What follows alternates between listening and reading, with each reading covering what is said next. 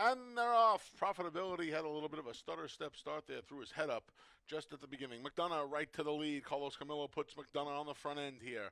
A host of pursuers. In fact, the whole field's chasing after him right now. There's Mortgage Rate between. Profitability's recovered. They're three across the track now with Udamaro behind in fourth. Another two more. Back to Drinking Solo, who's 7 or 8 lengths from the lead. McDonough shows the way. He's got a head on Mortgage Rate through an opening quarter of 22 and 4. Profitability and Kevin Navarro ready to roll from third. It's a gap of 8 lengths back to Drinking Solo, who just went past Udamaro. McDonough keeps rolling on the front end. Now Mortgage Rate Emmanuel De Diego sends him up after the leader, and a 3-wide. Profitability is ready to roll as well as the field makes their way to the top of the stretch. 46 and 3. Profitability just put his head in front of McDonough. Mortgage Rate battles on between. On the far outside, Udamaro. Along the rail is Drinking Solo. The field comes to the 8th pole. McDonough battles back. Up the rail comes Drinking Solo. Keep an eye on him. Mortgage Rate down the center. Udamaro. It's Udamaro with the momentum on the far outside. Udamaro from last to first. Going to get it done in the opener. It was Udamaro. $2 exact on 1-2. 92.50. 50-cent try. 1-2-3. 40.75 and the 10-cent super. 1-2-3-6. $12.67. And they're off. Joe West comes out of there running to his insides, the gray foot traffic, and on the far outside, Sharpoon.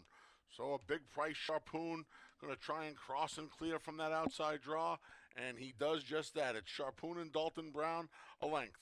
Fellow long shot foot traffic rushes up along the inside in second. Joe West tracks in third. A 3-wide Air Force cross is fourth. Then we come back to Lifetime Guarantee. The favorite's fifth. He's shadowed by Ali Can Dance. And at the back, that's Solo Tonight. A pretty good first quarter there in 24 and 3/5 seconds. It's Sharpoon. Sharpoon a length. Joe West moves up into second. Outside of Joe West is Air Force Cross. Left for position early, but dropping back now was foot traffic. He was just passed by the duo of Lifetime Guarantee and Ali Can Dance. Solo Tonight still trails. 52nd flat half mile. Sharpoon.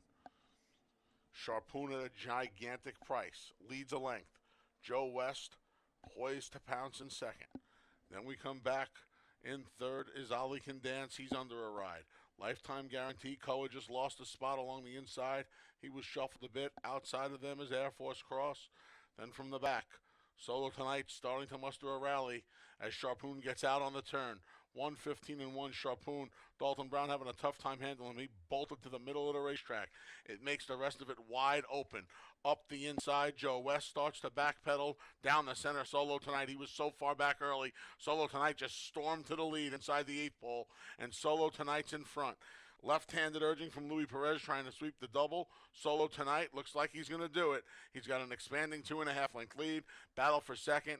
Air Force Cross and Ali Can Dance. Solo Tonight won it. Then it was Air Force. Ferraro Perez double. 1-5, even. $2 exact to 5-6, 55 even.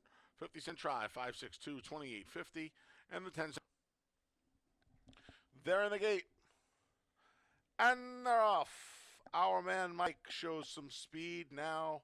Coach Bahi from the inside and Maddie's Express from in between goes to the top. It's Maddie's Express a half length. He has Coach Bahi to his inside and rushing up is Dates Freedom of 4 wide. Don't poke the cats there as well as they go into the clubhouse turn. Back in fifth is our man Mike after leaving for position, and the trailer is Rose's Pepino. Up front, Maddie's Express has made the lead through an opening quarter of 25 and 1. It's Maddie's Express, a length and a half now, 2. Dates Freedom second. Back in third is Coach Bahi. Fourth is Don't Poke the Cat. It's about 4 lengths back to the duo of Rose's Pepino and our man Mike as they make their way up the backstretch, led by Maddie's Express. Maddie's Express, Dates Freedom. Luis Perez has a snug hold of that one through a 50 and 1 half mile. Dates Freedom's ready to roll, as is Coach Bahi. Those two are within 2 lengths of the leader. It's a gap of 3 more back to a struggling Don't Poke the Cat. To his inside, Rose's Pepino starts to get going. And at the back of the pack is our man Mike. They're midway on the far turn. And Maddie's Express has built a 5-length lead. Dates Freedom's now under a ride. So too's Coach Bahi through 3/4 in 1:15-1. The field comes off the turn and into the stretch past the 3/16 pole. It's still the big long shot. Maddie's Express trying to take them flagfall to that's all. Dates Freedom, don't poke the cat at the prices in with a chance, as is Coach Bahi. They're past the 8th pole, coming to the 16th pole. Dates Freedom just took over. He went by a tiring Maddie's Express. Late rally from Don't Poke the Cat. Under the line, 3 on the day for Perez. $2 double, 5-4, 40-80. $2 exacta, 4-5, 47 even. 50-cent try, 4-5-6, $70.25. 10-cent super, 4-5-6. They're in the gate. And they're off. Baby Fade was off a beat slow from the rail draw. Between horses, there goes Bonfire Diva. Bonfire Diva's in front on the attack immediately from the outsides. Bad connection, so these two go at it with Betty Rubble moving up along the rail in third. Then we come back to the New Miami, who's fourth. Banned from Midway, fifth. She's 3 lengths from the lead and moving forward. To her outside is Kateri Empire. Along the rail is Baby Fade. Then we have Sweet Invasion, who's at the back of the pack. She's about 7 lengths from the front. Bonfire Diva in bad connection through an opening quarter of 22-4. It's Bonfire Diva half length. Bad connection trying to keep up. Here comes Band from Midway, and along the inside, the New Miami's in with a chance off the turn and into the stretch. Bonfire Diva, Rohina trying to shake her up, but Band from Midway went right on by. It's Band from Midway starting to edge away now and open up from Bonfire Diva. The New Miami trying to chime in for the minor awards, but they're coming past the 16th pole, and it's all Band from Midway. Good looking effort here. Band from Midway by 5. Then it was the New Miami, Bonfire Diva. $2 double, 4-8, 31.40. $2 exacta, 8-3, 51 even. 50-cent try, 8-3-7, 58.87. 10-cent super, 8-3-7-5, $43.55. They're in the gate. And they're off. Noble Journey broke well, so did Son of Darkness, and now CJ's Grand Slam, Louis Perez hustling that one to the lead. CJ's Grand Slam asserts himself and gets to the top. Chased by Son of Darkness, a length and a half back to Noble Journey. Then we come 2.5 back to Waheel, who's inside of Bowling Snowman, to Coney Rhodes, where he likes to be, at the back of the pack. CJ's Grand Slam moving right along on the front end, just won an opening quarter in a sharp 22-3. Son of Darkness keeps chasing. Waheel moving nicely up the rail with Andre Worry into third, just past Noble Journey. To Coney Rhodes out of last. Bowling Snowman trails. CJ's Grand Slam leads. CJ's Grand Slam.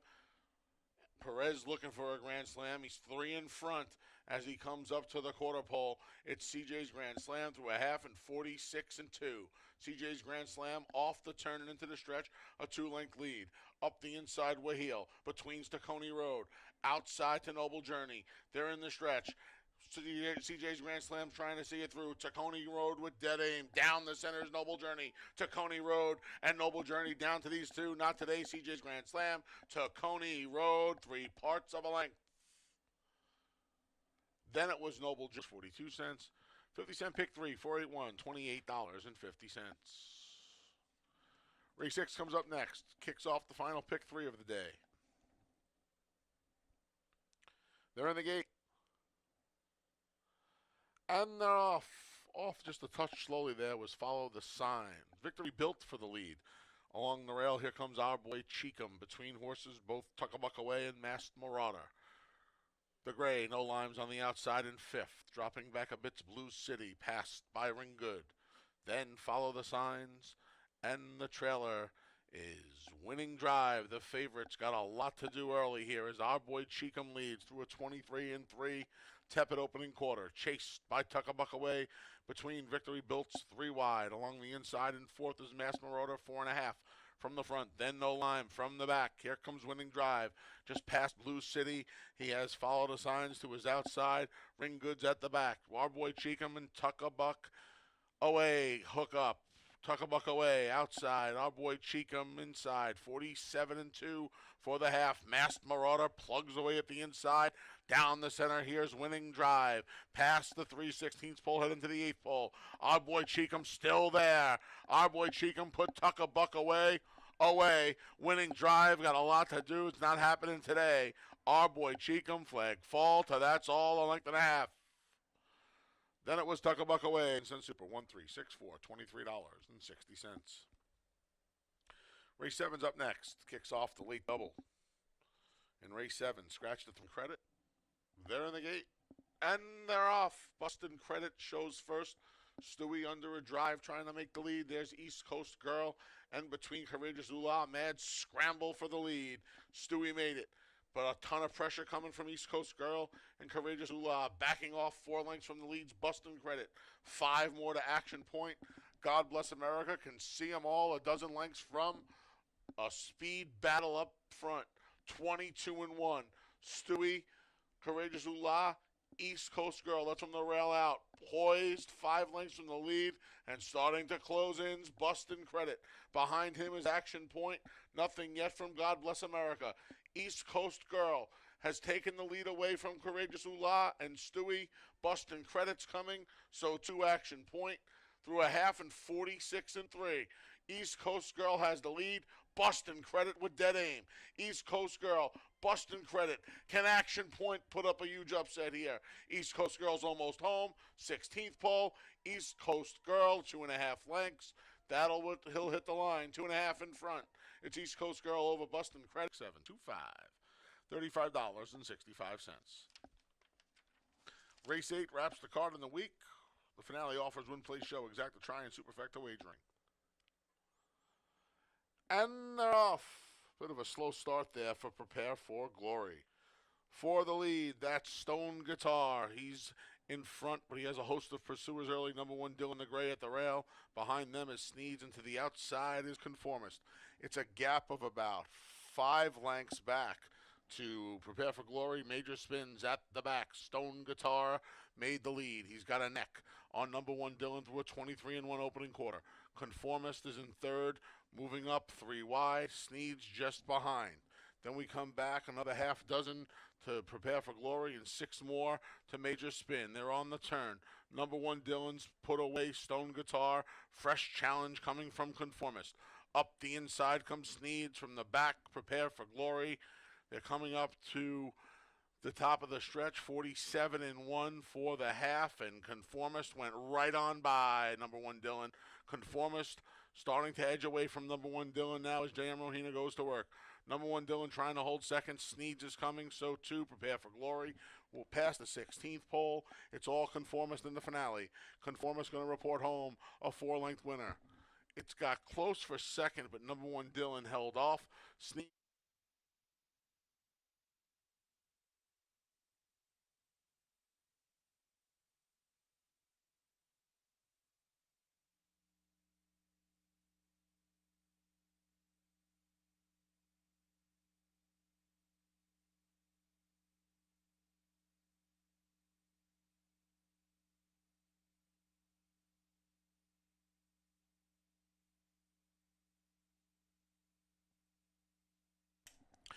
Ladies and gentlemen, to honor America, please stand for our national anthem.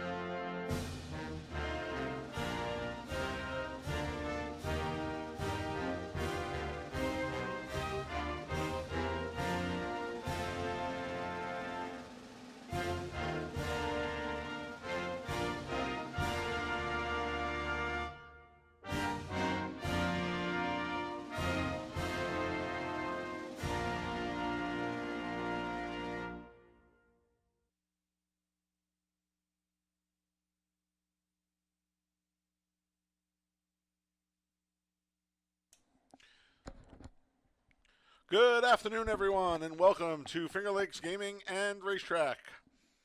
I'm your track announcer, the Big A, Anthony Stabile, high atop the finish line for today's 8-race card. Beautiful day. I mean, might be the best day to meet here weather-wise in Farmington. Track is fast. It's right around 70 degrees. We've got a nice little breeze blowing. If you are in the area, come on out. Head to fingerlakesgaming.com to get your free PPs for the day. A beautiful way to start the week. Funny Side Tribute Day this Thursday. Racing Monday, Tuesday, and Thursday this week. Dark Wednesday. Keep that in mind. First post each and every day at 1:15 p.m.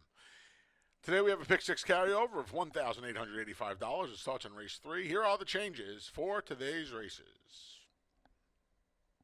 In the opener, it's the North Warning Claiming Series leg number 1, the overnight handicap. Rider change on the 1, Kodiak Brown to J.M. Rohina. J.M. Rohina rides the 1. An overweight for the 2, Interstate, 5 pounds over.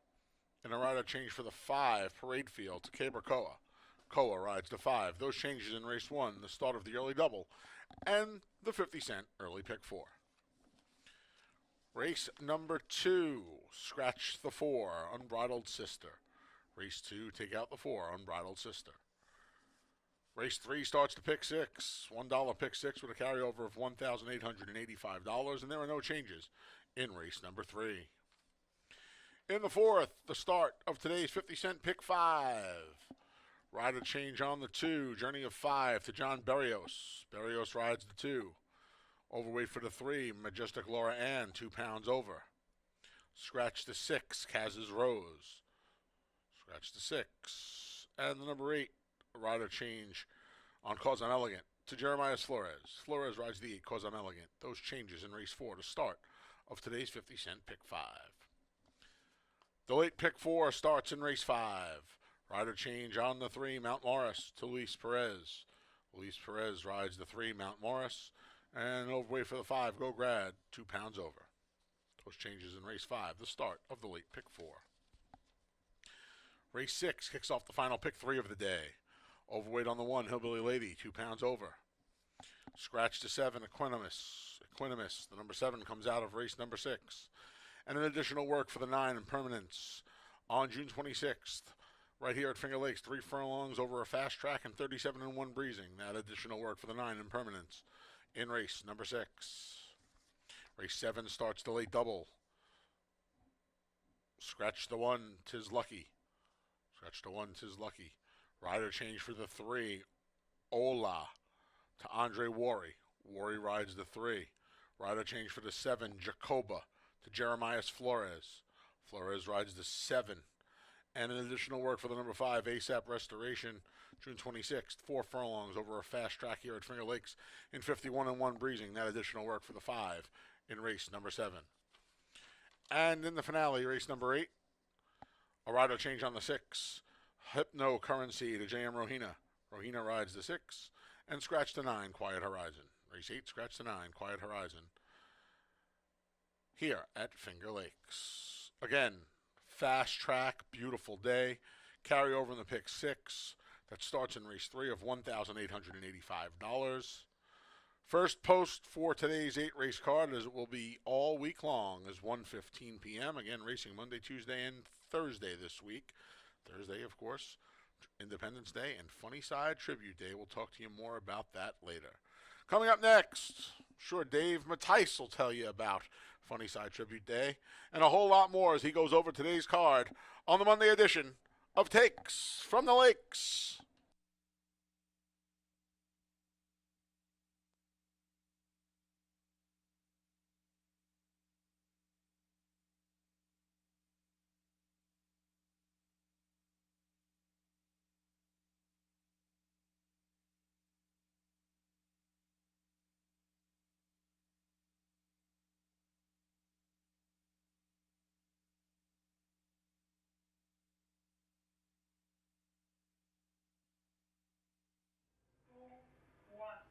And welcome everybody to Finger Lakes Gaming and Racetrack. I'm Dave Mattice. A little cooler weather last couple days. Of course, yesterday was a little rainy. At least the rain held off for a while. Today looks to be Mostly sunny today, I believe. It's but a little bit lower in temperatures, probably low 70s. So perfect day for horse racing in the summer. Well, looking back to the last day we raced, seems like so long ago, way back on Wednesday, with the big day, Michael Ferraro and Luis Perez. They started off the card with 3 consecutive winners. That's all you needed.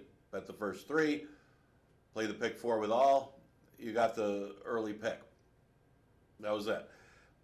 What do we have upcoming is a unique week this week because we're going to change days a little bit. There's a little alteration to the schedule. No live racing Wednesday. We're going to do Monday, Tuesday, and Thursday so we can celebrate July 4th right here at Finger Lakes. Of course, can't believe it's July already, today being the 1st, but Thursday being July 4th. Got a big day planned. Got all the July 4th festivities to honor America. Got the chicken barbecue. Got a seminar as well. The guy does a great job with the Handicapping 101. But it is a tribute to Funny Side. That's the big thing that we're going to do that day as well. We're going to give away T-shirts while supplies last. Get your T-shirt. Get here early. Get your T-shirt. And then the whole day is going to be a tribute to Funny Side as well as honoring America for the Independence Day. But I believe we're going to be showing races throughout the day from Funny Side's past races. I think we have one of our feature races will be the Funny Side race. So that takes place on the 4th of July, coming up this week. We're going to continue the North Warning Claiming Series, or we're going to start another one, I should say. This one goes a mile and a 16th. This will start us off. It is a handicap, so keep an eye on the weights. Yes, in handicaps, old school handicaps, weights mattered. And you always look for that extra advantage if a horse is equal to another one. And they didn't think so in the whatever racing office. They do a good job here, but they didn't think so in the racing office. And sometimes you can get a weight advantage. And that's supposed to be that way. I mean, that's why you weight the horses. The better horses have to carry the heavier weight, so it makes it equal. I did go with Parade Field as my top choice. This one carrying 122. So I believe, no, it's not quite the high weight. Reiner is the high weight at 123. I do think, Parade Field does come out of that race, and maybe that's why Reiner was weighted a pound heavier, is because he just beat Parade Field. He did have a little bit of a fitness edge being off just since February. Parade Field making his first route attempt with only one sprint since November was bad. I mean, that's a positive sign, and he did run well. I mean, I was surprised that he took the kind of money that he took. I mean, Reiner should have been the favorite coming in from Tampa, but Parade Field bet down, just a slight favor, I think at 9-5 over Reiner. I guess it was close between the two of them, and they called it right. I mean, Parade Field was a close second, almost won the race, was a little bit wide. The pace wasn't that strong up front. The other thing I liked, now, Jackie Davis and John Davila obviously are off their mounts today. Jackie Davis, just a temporary thing. She's just under the weather today, so she'll be off her mounts. John Davila, though, in case you didn't know, he was involved in a spill last week, and he will be off all his mounts for a little while. We are still looking for an update. At least the positive news, John Davila has been released from the hospital, and he is home. He did suffer a fracture in his neck. We wish John, we all do here at Finger Lakes, we wish John a very speedy recovery, but he will be off his mounts for quite some time. Of course, Keeper Coe is going to pick up the mount on Parade Field. One of the things I was going to mention about Jackie Davis, though, while saying that, was she rode bench walk last race, and now decides to go to Parade Field over bench walk. I think that's significant in a sense that bench walk ran really well last time, and it was probably a close choice between the two. Bench walk could be the speed, along with the sprinter stretching out. He's got a short fuse, but I thought that was a big positive for Parade Field that she originally opted to go there. Now Keeper Coe does pick up the mount. Reiner, as mentioned, only a pound difference with Parade Field.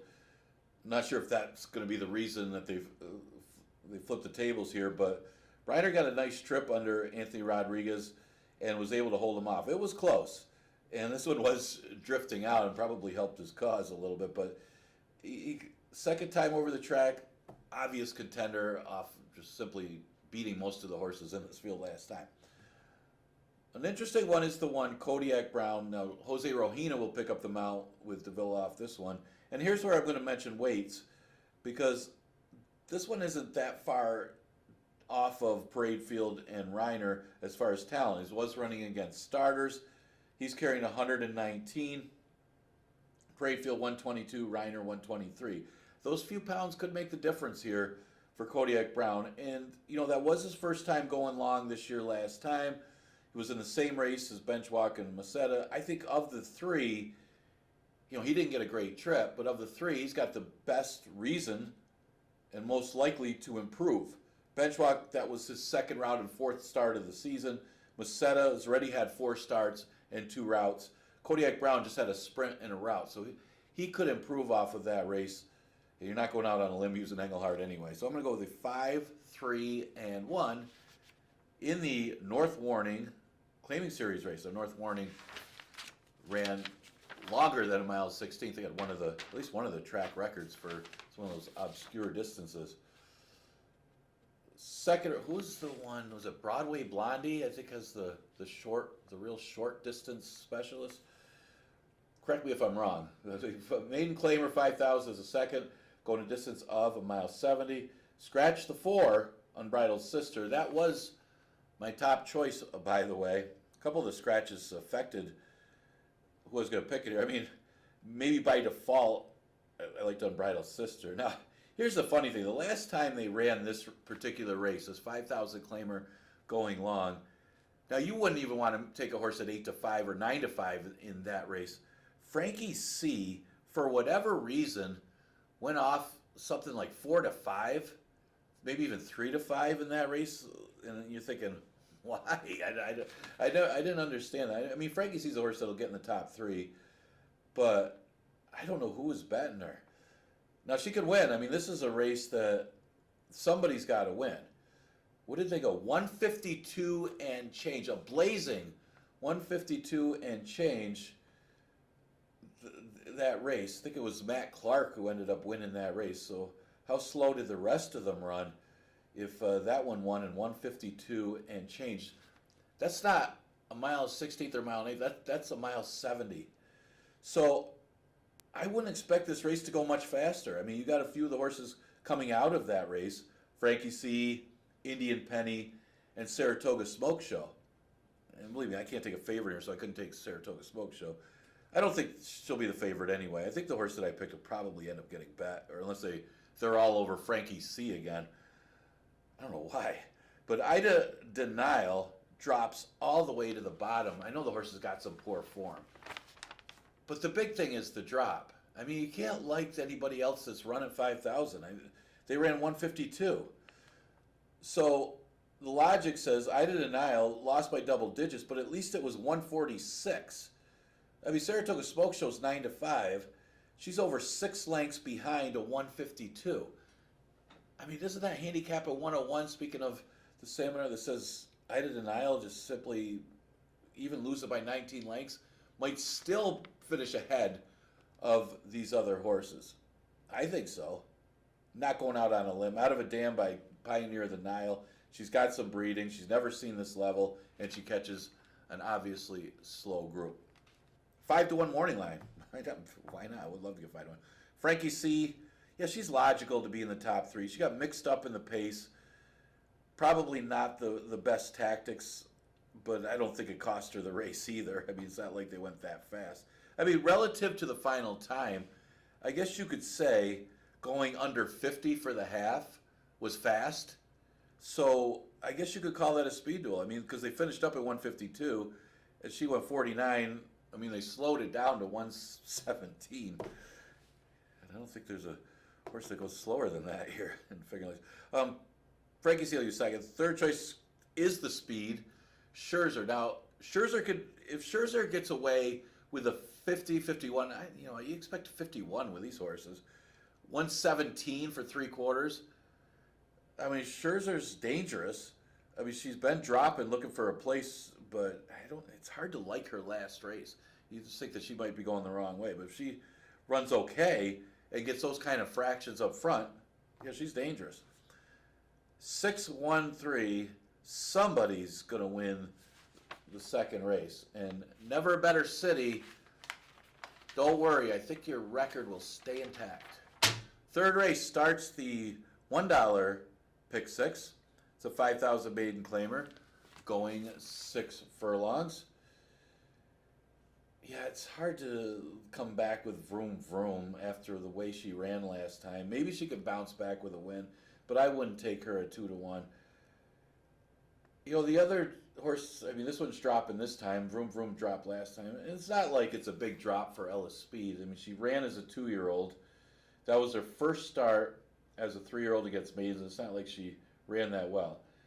She did break poorly, though, and that's the reason I took her on top. At least she has an excuse in her last start. It wasn't as bad as Sevens Up, who broke horribly in the same race, but Ellis Speed did break bad, and that's key, because she never was able to make up the lengths, and it wasn't like she ran ridiculously bad. I think she beat 3 horses against maiden special weights.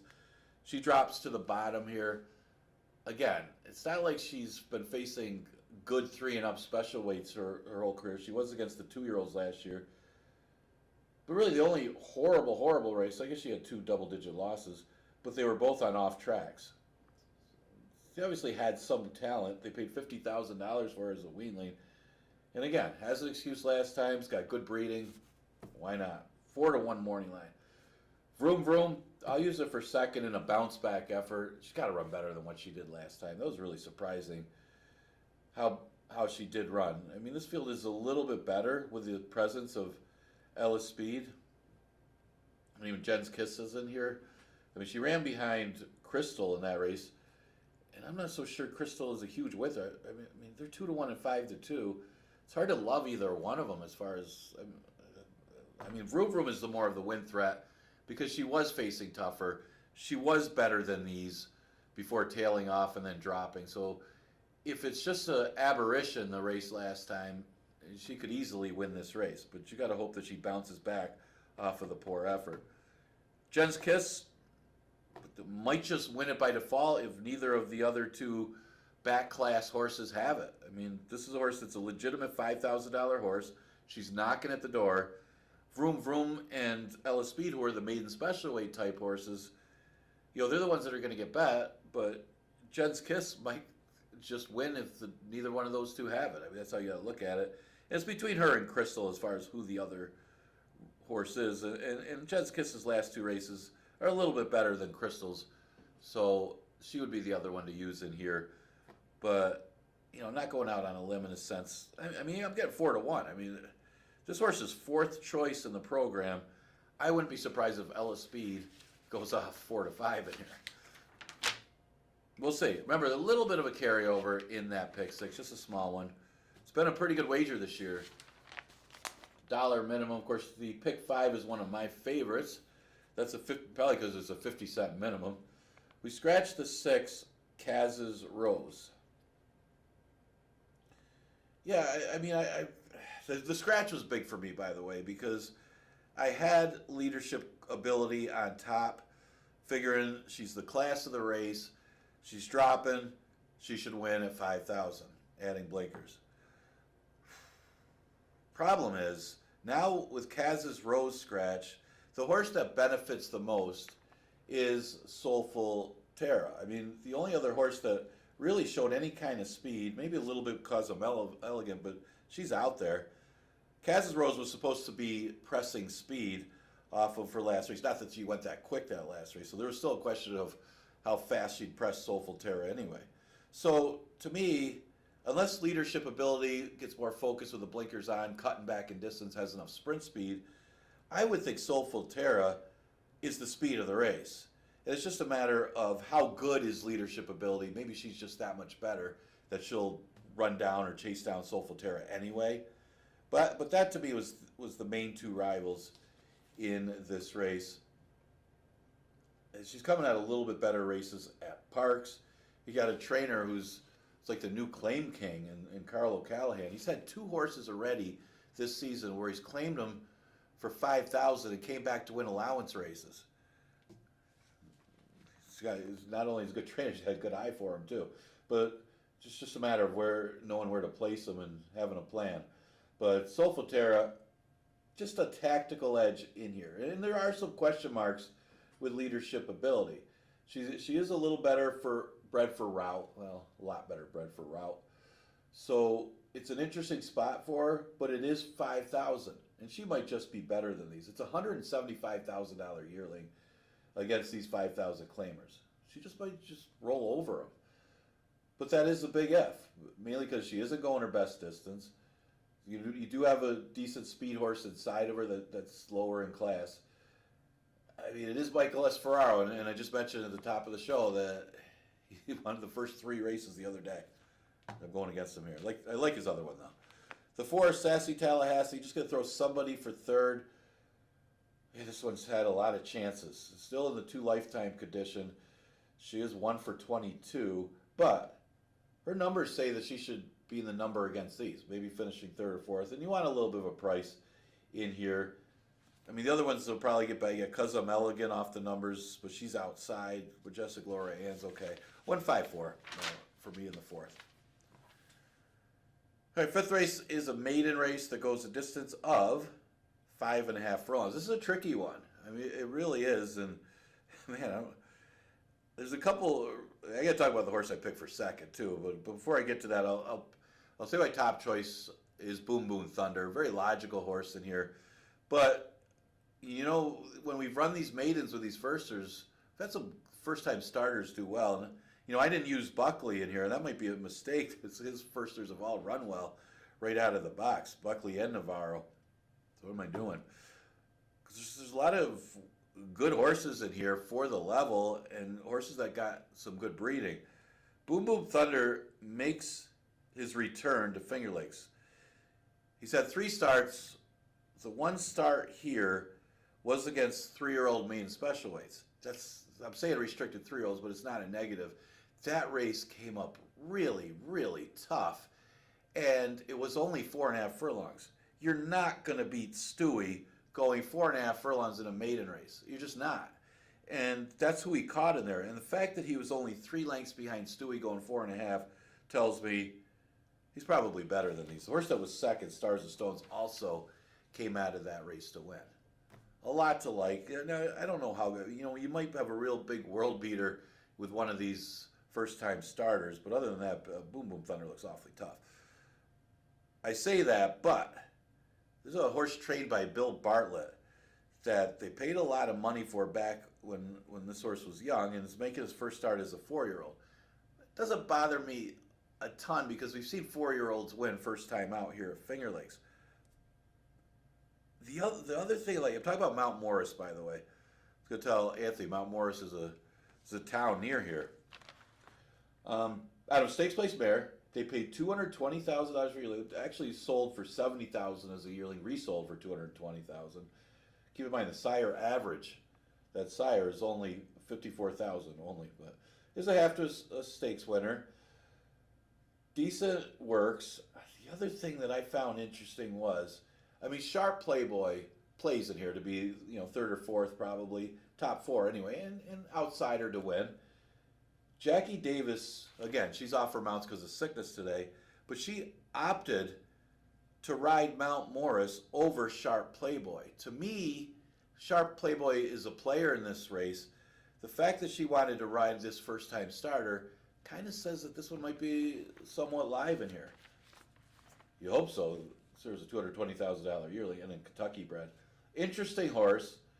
Like I said, gelded, 4 years old. That's not the most positive. You usually don't want to take those or bet those horses as 4-year-old firsters, but man, seen them win before. Go Grad may not have liked the off track, and we did have some trouble as well. Goes back to regular rider Emmanuel Di Diego. Again, you look at the off track races for Go Grad, and that may have been part of it, why the horse did run so poorly, because his previous 3 races were good. It puts him right there. Now, maybe he came in with a fitness edge, and he's kind of losing that fitness edge, and that's why he's tailing off. But you look at the record on an off track. I know he's still a maiden, but, I mean, he's going to be 0 for whatever. But he's never hit the board. Oh, I know the other half of his starts he only hit the board twice, but he never hit the board on off track. So, maybe kind of make that assumption that that was part of the reason that he didn't run so well last time. Again, I'll use Sharp Playboy. Last couple starts were good. Puts in a late run. You really can't knock the horse. He's getting closer, and goes 5.5, same distance today. Could be there, and the trainer having a great year. I just don't like the fact that Davis opted to go with a first-time starter originally in this 5th race. Always kind of watch where the riders go. I mean, they're working them out in the morning. They're riding them. They know. 6th race, scratch the 7, Equanimus. This was probably the toughest race on the card, because it could have gone a few different directions in here. Now, yeah, I would say this is the toughest. I'm looking at a couple of them, and it's a great betting race, I guess you would call it. Never 1-2 allowance race for fillies and mares. Couple speeds in here. You got horses off the maiden. You got horses like a Rolling Stone. They tried her in stakes races. Is she going to be good enough coming off the layoff? Yeah, I took a shot with a horse that was 6-1 morning line. Again, I mentioned the other cutback for Ferraro early in the day. He's got a couple of them with the same kind of profile. The one earlier I picked second, and I originally had on top, except for the pace scenario. The only knock I have on Ole Mrs. Maisel isn't so much she might be better going long than short. It's the fact that she gets second a lot. I mean, that's why she's still in the 2 lifetime condition. She's 1 for 17 with the 6 seconds. But you do have, obviously, the top rider at the racetrack on this horse that maybe he could time it right with this horse. Now, she's got some route breeding, but here's the thing. I think the horse is better bred for the sprint. And we've seen Michael S. Ferraro anyway on cutbacks do very well. And this one cutting back in distance could have some bottom to her. She's had 4 sprints in her career, only 1 second.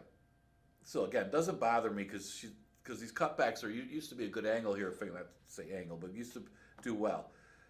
And here's the other thing with Ole Miss Maisel. She did have an excuse in her last start. She did broke poorly. She kind of broke outwardly. When you're in that outside post and you break outward, you're losing ground.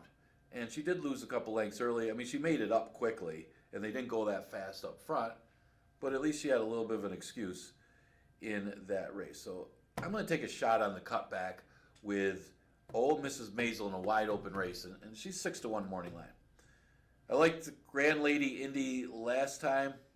She did run a good second.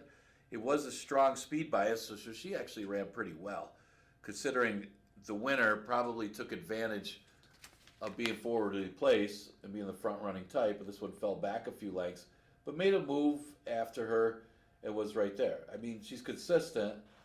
She's hit the board all 3 starts at Finger Lakes. Horse starts finishing second and third a lot. You top taking them on top.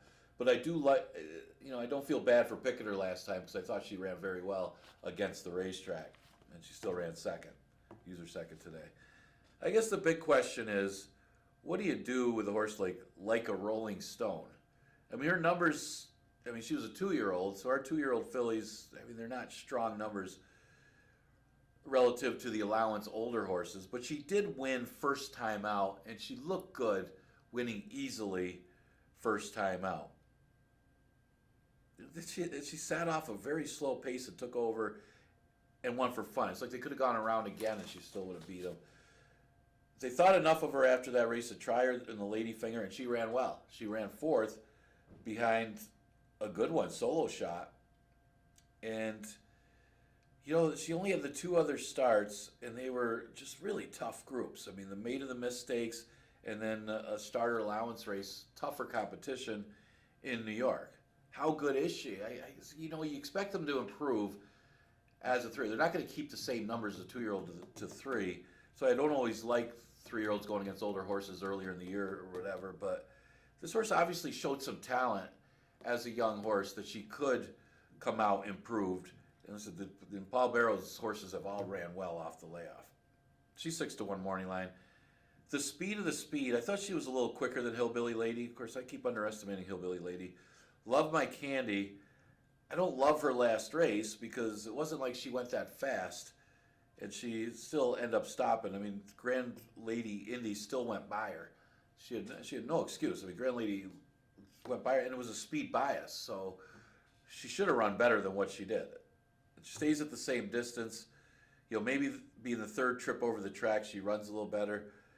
The reason I used her fourth, and the other reason I would use her is not only is she probably quicker than Hillbilly Lady in the speed, Louis Perez probably had his choice with Who Asked You, who I thought might have played in here, and opt to go to Love My Candy. Not sure why, because Who Asked You is the horse that probably will improve over the season. Unless Love My Candy is something I missed from the last race, but I don't know. It didn't look like it. Seventh race, scratch the one, part of entry, 'Tis Lucky. It's an allowance race, a one state bred. You got Worry on the 3, Ayula. I don't know if I say that right, or Aula. Flores on the 7, Jacoba. Sometimes I say numbers don't lie. Whether you're using Brisnet figures, you're using Equibase figures, you're using the form, the Bayer speed figures, usually what I would go by. I do like Brisnets too, their numbers, but whatever numbers you use, it just seems like Aula's race is coming out of the one other than allowance state breds at Belmont at Aqueduct meet, finishing 5th, are still better than this one state bred race. It's almost like a big drop in class, even though that's their one state bred allowance. Well, it's been a little while since he won. You got to go back to December. He hasn't won yet this year. But this looks like a winnable spot. It's a tricky race because he's the other speed in a sense, because Shanty Shack has speed. The question is, how aggressive is Aula? He's obviously got some speed. He's set some quick fractions before. Shanty Shack is a horse that likes to go to the front end. So it's all how Andre Worry opts to play that one with Shanty Shack. But I do think he's the best horse in the race. It's just how he's going to deal with the other rival in the race. Maybe he sits just off him. Maybe he's aggressive. He's inside of that rival. But that's the key to the race. And Aula may not be up against it in a sense with the speed situation, but he certainly is run against better. Now, if the pace does take its toll, you would think ASAP Restoration could sit a trip. Last time, I don't think it was that strong of a pace. Shanty Shack was out there, did get pressed a little bit, but still should have won in those fractions. Delta Ridge may have just been much the best. I mean, that winner looked good coming down the stretch. And ASAP Restoration only lost by 3 lengths. It was only his first time going long, second start of the year. So from a fitness standpoint, he could improve off of that effort and could get a trip. Use Shanty Shack for third. And it might all depend on the tactics of Aula, whether they keep this horse in the race or not. That's the key. And also how this track plays today, coming off the break. And with a 3-5 and 1A. We look at the last. Scratch the 9, Quiet Horizon. Jose Rohina on the 6. Hypno Currency. I don't love this horse by any means. But she is dropping in a race that, does anybody want to win? You got Maddie Surprise, who did have a nice bounce back effort last time. She plays a little bit. Sweet DeSantis probably wants to go long, but she actually ran okay. It was a weaker field, but she was against the racetrack last time. She was the other one I kind of liked in here. Obviously the problem for her is the lack of pace in here. There isn't a ton of speed in the 6 furlongs. I mean, Sweet Tooth Sue, they kind of turned this. Maybe the horse has always tried to be a speed horse, was just too slow. But Sweet Tooth Sue has shown more speed lately. All About Bella is another one that's got tactical speed, but not a lot of pace in here. Thought Hypno Currency could stay up close again. I mean, she was in a race that was very, very slow for New York. Very slow. And she was able to win it.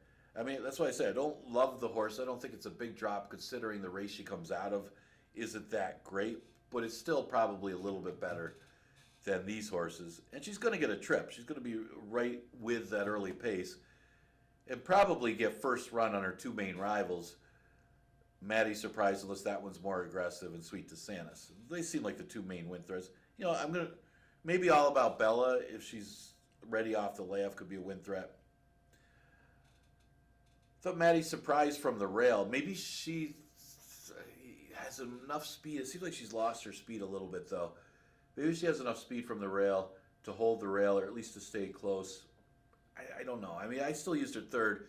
Even though she just followed the leader last time, it was that type of trip, she ran better. But Sweet DeSantis, one thing I'm going to say about Sweet DeSantis was a little shorter.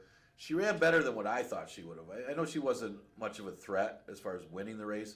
Princess Sonia won the race for fun. But she was wide and was against it in that sense because it was a day you needed to be close. Front speed was really good on June 17th. You had to be on or near the lead. And here's a horse that is more of a router than a sprinter, making her first start of the year. And you expect her to chase down the speed. She's not going to. But she ran well. I mean, she hit the board despite that. Again, not a threat to the winner, but the winner was a much the best winner. And they didn't back up. I mean, Ruler of the Night was technically the other speed. And so she wasn't going to back up on that racetrack. Better chance to say, but the only problem, again, is the possible lack of pace in this race. I think she has a chance to win, though, off of that effort if she improves off it, even though it's a sprint. She does get an extra half furlong. All depends on how good Hypnocurrency is. The one Maddie Surprise, she seems to be the other one. She was facing tougher last year. I don't know, she seemed to lose it a little bit this year as she dropped to 5. But again, it was a bounce-back effort from her previous bad effort to run second. Not that it was the best of fields. And she kind of just followed the leader for a while before getting, I thought she should have pressed a little more than what she did. So that's what I'm saying. Maybe she lost a little speed because they kind of let that pace go a little slow. I mean, really slow. So I'm going to go with a 6-2-1. Threw in the 5. I mean, 5 maybe not necessarily a win threat unless they back up. But Subtle Giant is one of those horses you could count on for tries at supers, but not necessarily to win. Has always been like that. Sometimes you like those type if you're playing that way. I don't. Anyway, enjoy today's race card. 8 races, of course. You got the pick 6 starting in race number 3. That's a $1 minimum. There's a small carryover in there. The pick 5, of course, starts in race number 4 as we continue with the 8 race cards. But Tuesday and Thursday this week. We're not going to have live racing on Wednesday. We're going to run Monday, Tuesday, and Thursday. Of course, Thursday, our big day. It's a tribute to Funnyside as well as America. Tomorrow will be our next live day with a 1:15 first post. I'll see you then.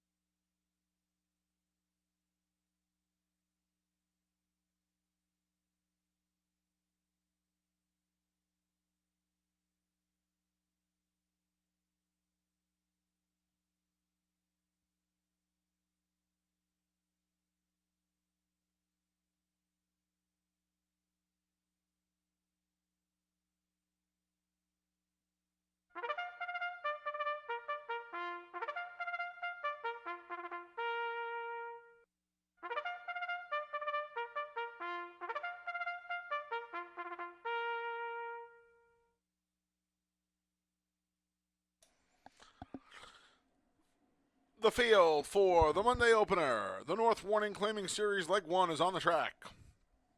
The 1 is Kodiak Brown. Note the rider change to J.M. Rohina. The 2 is Interstate with Emmanuel De Diego. The 3 is Reiner. Anthony Rodriguez rides.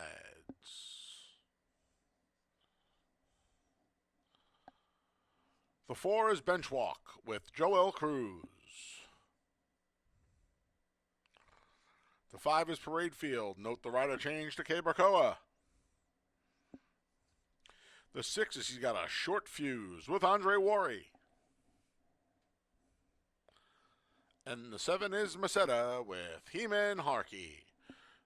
The early double and the early pick 4 starts here. Welcome to week 10 at Finger Lakes Gaming and Racetrack. I'm the Big A, Anthony Stabile, your racetrack announcer here in Farmington as we get ready to set off a special week here. Special schedule Monday, Tuesday, Thursday this week. We are dark on Wednesday. We will be racing Thursday, Independence Day, July 4th. It's also Funny Side Tribute Day. I'll tell you about that after the opener. A ton of things here on Thursday going on. Try and get out here if you can. Really looking forward to honoring one of my top 3 favorite horses of all time. Easy Goer, Funny Side, and Tonalist are my 3 favorites of all time, all for different reasons. But Funny Side was near and dear to my heart, and he wrapped his career up here 17 years ago this coming Thursday with a win in the Wadsworth.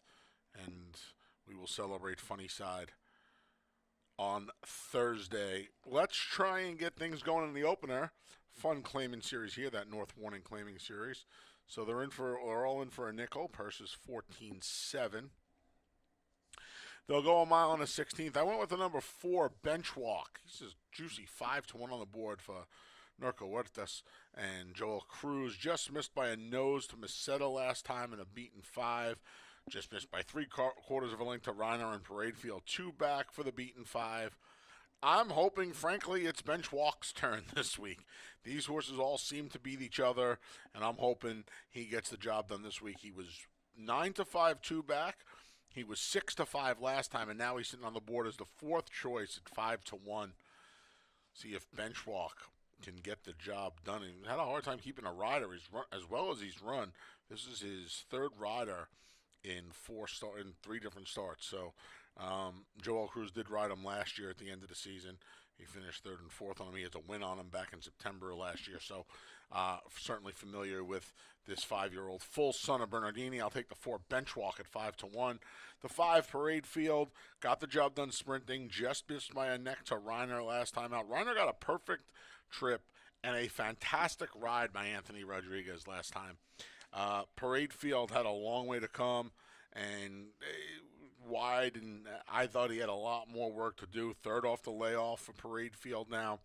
I feel like he might be poised for his best effort. Yeah, plus there's some speed signed on in here for him to come running out. And then finally the 1 Kodiak Brown. He finished 3rd, a long way behind Masetta and Benchwalk last time. That was his 2nd start off the layoff of just 1 sprint for the year.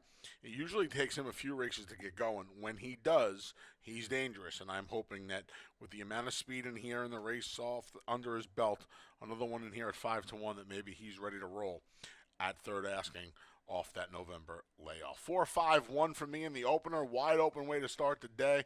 I'm going to take a shot against the 4-5 favorite Parade Field with the 4 Benchwalk. Don't forget, free PPs over at fingerlakesgaming.com each and every racing day. Come out Thursday, we're going to give you a free program. Free hard program. So come on out Thursday for Funny Side Tribute Day. We got a little over a minute to post for the opener. Early double, early pick 4 starts here. Don't forget, race 3, we got the pick 6 carryover, $1,885 a wait. Best of luck in the opener here at Finger Lakes.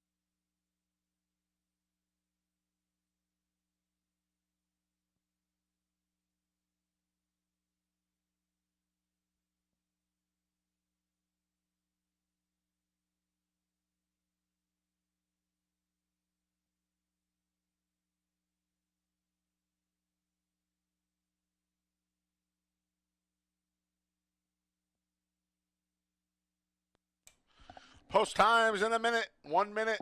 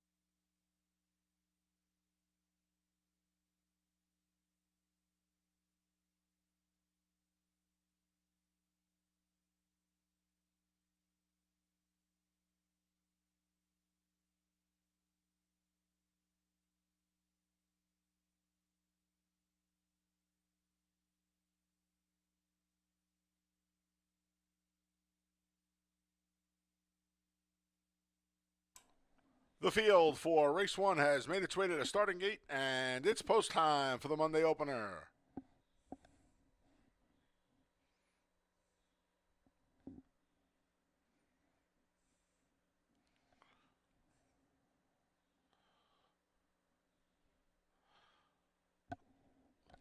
Kodiak Brown, the first to go in, followed by Long Shot Interstate.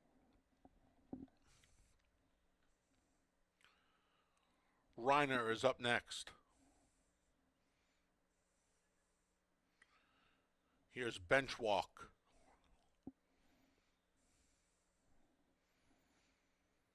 Current even money favorite, now 6-5 on Parade Field. Another long shot. He's got a short fuse, goes in. Followed by the last to load, Maceta, at a big price as well. They're in the gate. And they're off.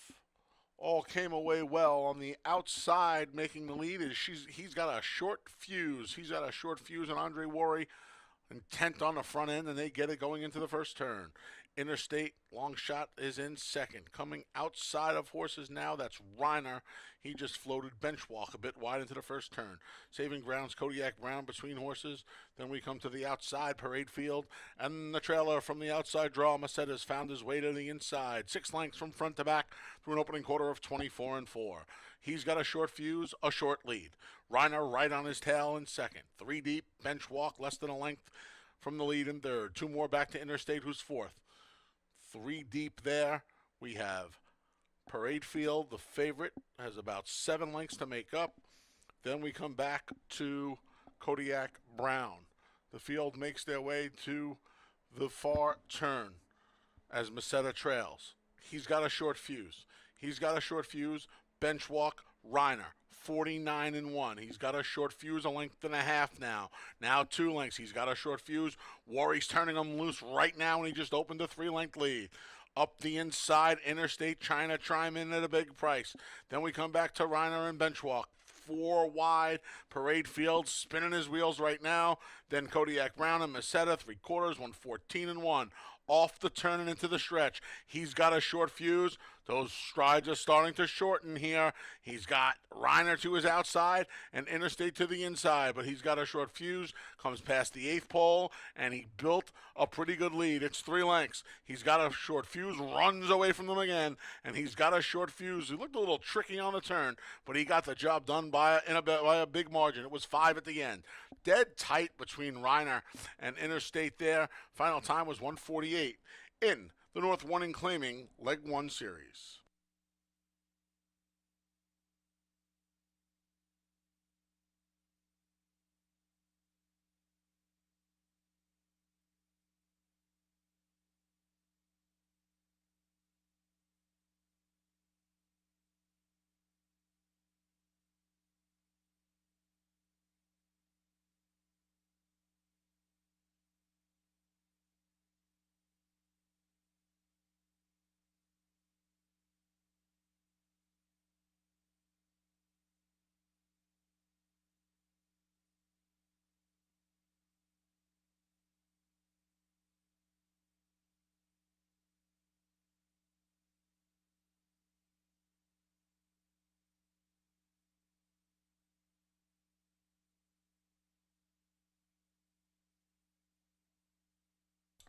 Number 6, he's got a short fuse, was first. It's a photo for second.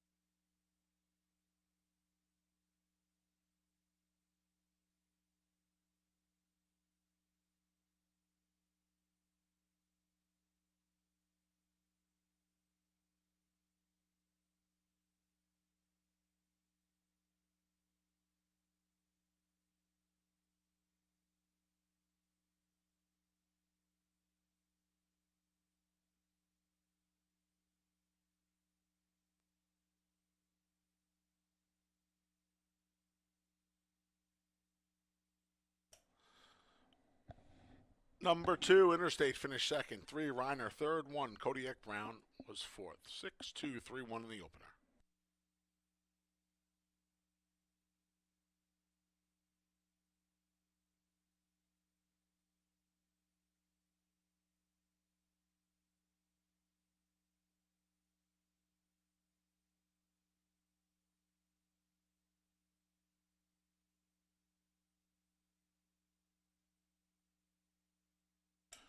Returning to the winner's circle is he's got a short fuse. 5-year-old Gelding's the son of Micromanage out of the Cable Boy mare. She's hot wired. The New York bred, he's got a short fuse, is owned by Shore Point Stable, trained by Ronnie Reed Jr., winning rider Andre Worry, and it's official. $2 exact to 6-2, $290.50. 50-cent try, 623, 270, 375. 10-cent super, 6-2-3-1, $308.80. Race 2 comes up next. The first pick 3 of the day is offered in race number 2. Scratch to 4, Unbridled Sister. Race 2, scratch to 4, Unbridled Sister. Post time for the second is in just over 22 minutes. Don't forget, folks, we got special race week this week, Monday, Tuesday, Thursday here at Finger Lakes. Come spend Thursday, July 4th at the races with us here at Finger Lakes Gaming and Racetrack as we remember the great Funny Side. That's right. Thursday, July 4th is Funny Side Tribute Day. There will be a Funny Side t-shirt giveaway in the lower clubhouse. There'll be a commemorative Funny Side photo and a special meet and greet with his Hall of Fame jockey, Jose Santos, and Jack Knowlton, the operating manager of Sakatoga Stables, the owners of Funny Side. There'll be a ton of Funny Side trophies on display, and we'll show all of his great wins in between our races here at Finger Lakes. We'll also have a silent auction for Funny Side memorabilia that will go in part to our Finger Lakes adoption program here at Finger Lakes Gaming and Racetrack. In addition to the Funny Side activities, free Finger Lakes programs for all at both program locations. There'll be 2 How to Bet seminars at 12:15 and 12:45, with one person at each seminar winning a $20 wagering voucher just for attending.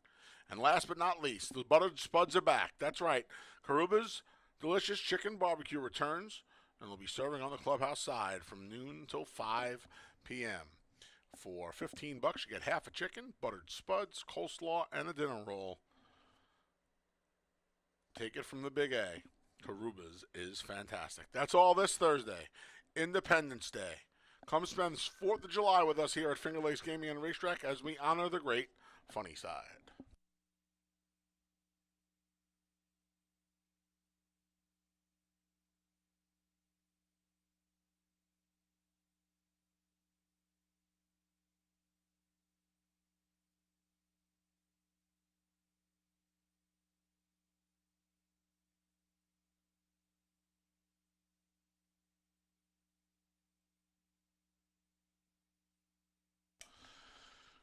We had a claim out of race 1, the number 5 Parade Field, to new owner trainer Timothy P. Murphy. Timothy P. Murphy claimed the number 5 Parade Field out of race 1.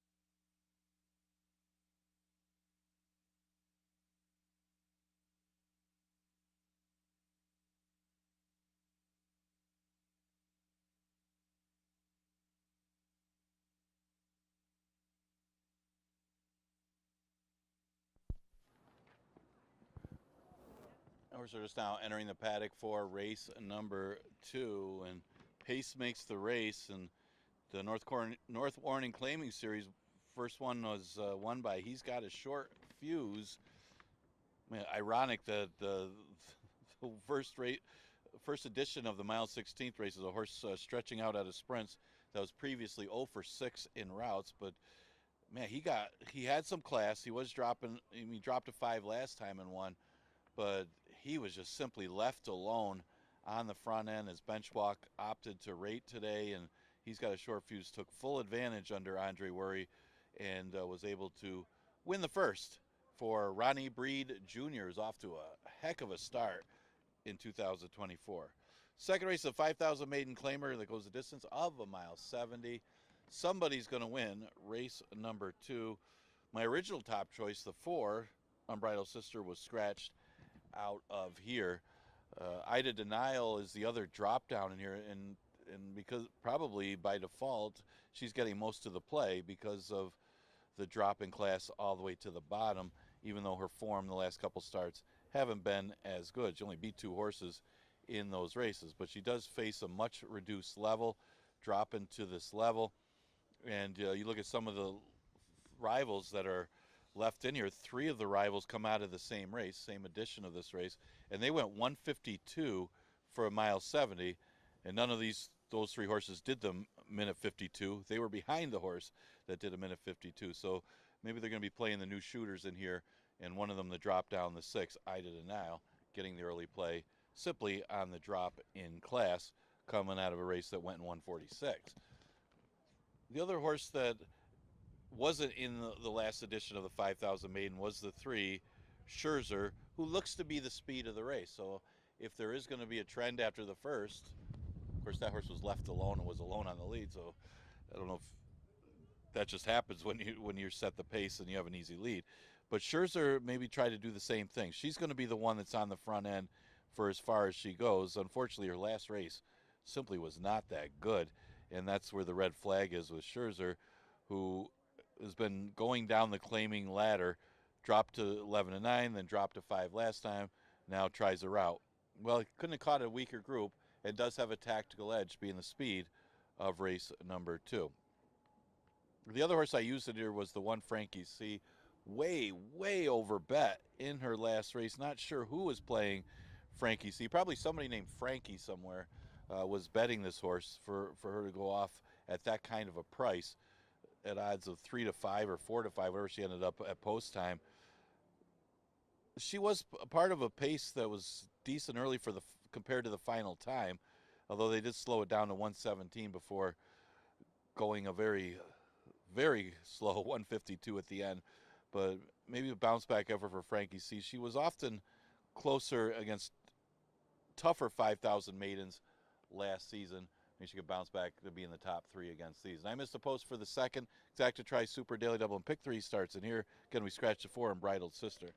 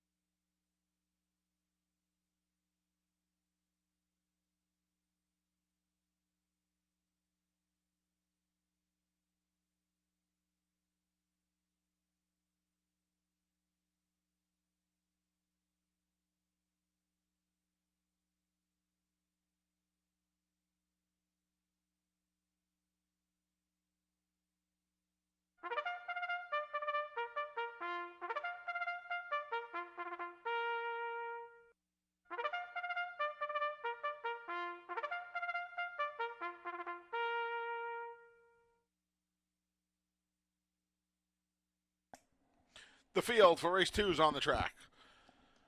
The 1 is Frankie C with Jeremias Flores.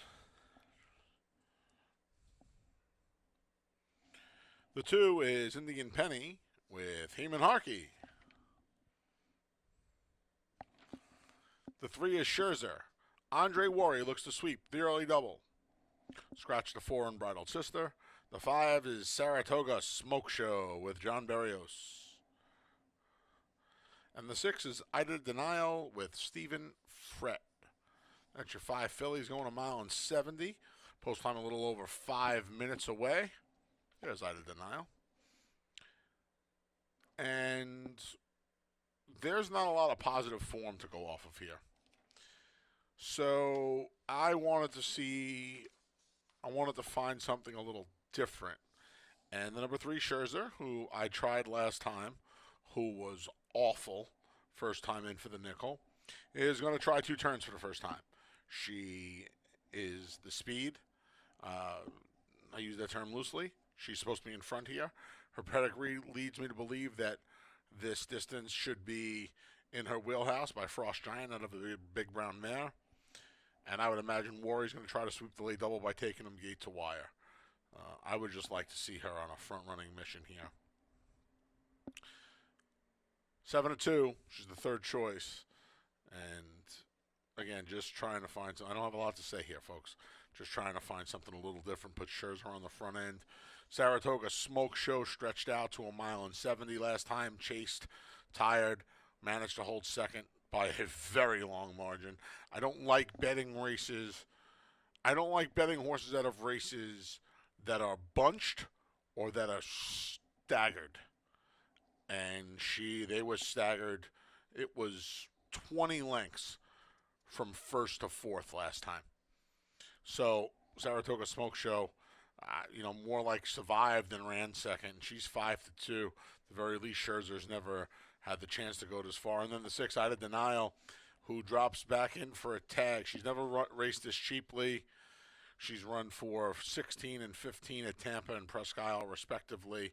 Last seen here, stretching out behind Jayla, who was a very short price for the special weight ranks, back in for a tag. She's never hit the board in 8 tries. Kind of hard to take a horse that's 0 for 8, never hit the board at even money, for me anyway.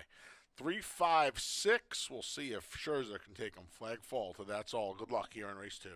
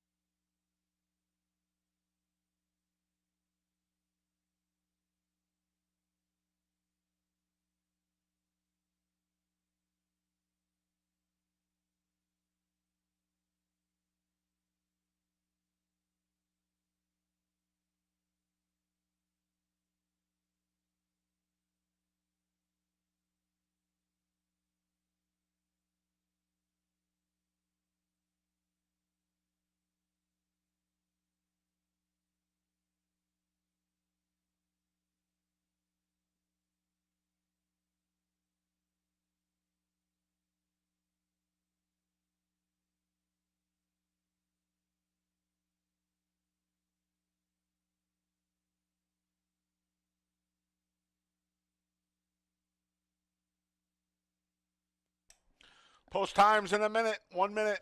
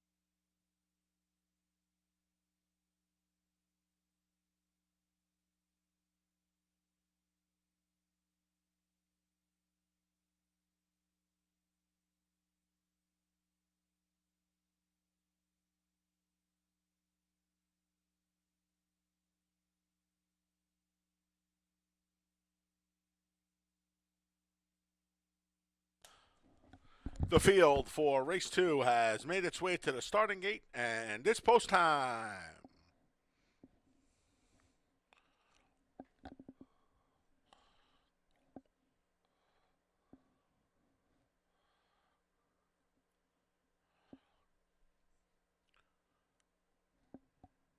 Frankie C, the first to load, followed by the longest price in the field, Indian Penny.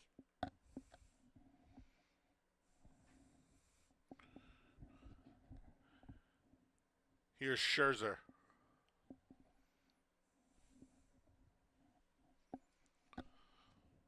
Saratoga Smoke Show goes in.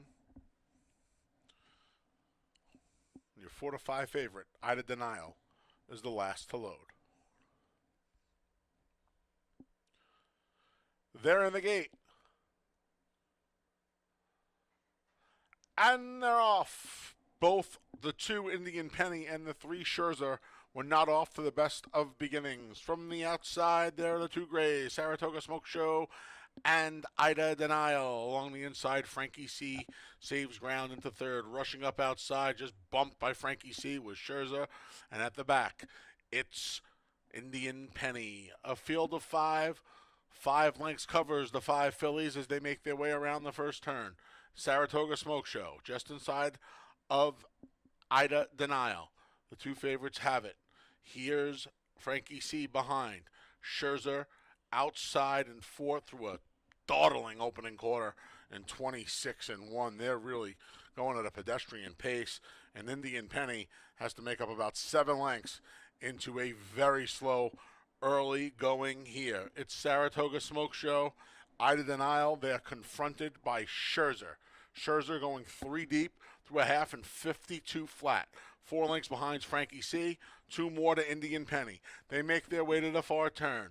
It's Saratoga Smoke Show, Ida Denial between. Scherzer's on the far outside. Frankie C's under a ride, about to be passed by Indian Penny. Scherzer just made the lead. Saratoga Smoke Show battles back immediately through three quarters in 117 and 2. Saratoga Smoke Show has retaken the lead. Up the rail, there's plenty of room for Frankie C, and Jeremiah Flores shoots her on through. Jeremiah Flores and Frankie C trying to take the lead away from Saratoga Smoke Show and John Berrios. Ida Denial down the center. They're in deep stretch here. It's still Saratoga Smoke Show. Frankie C's plugging along. Ida Denial now gets her best gear. It's Saratoga Smoke Show, Ida Denial. Saratoga Smoke Show held. She just held off Ida Denial. Then it was Frankie C in 150 and 3.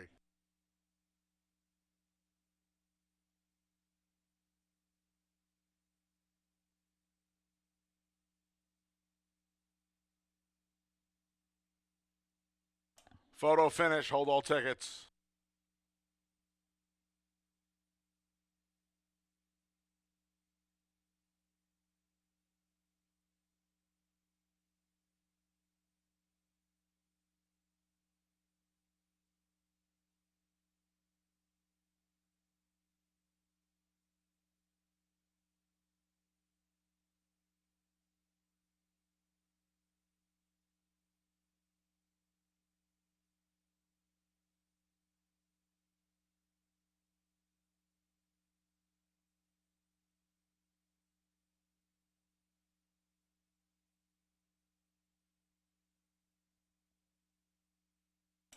Number 5, Saratoga Smoke Show was first.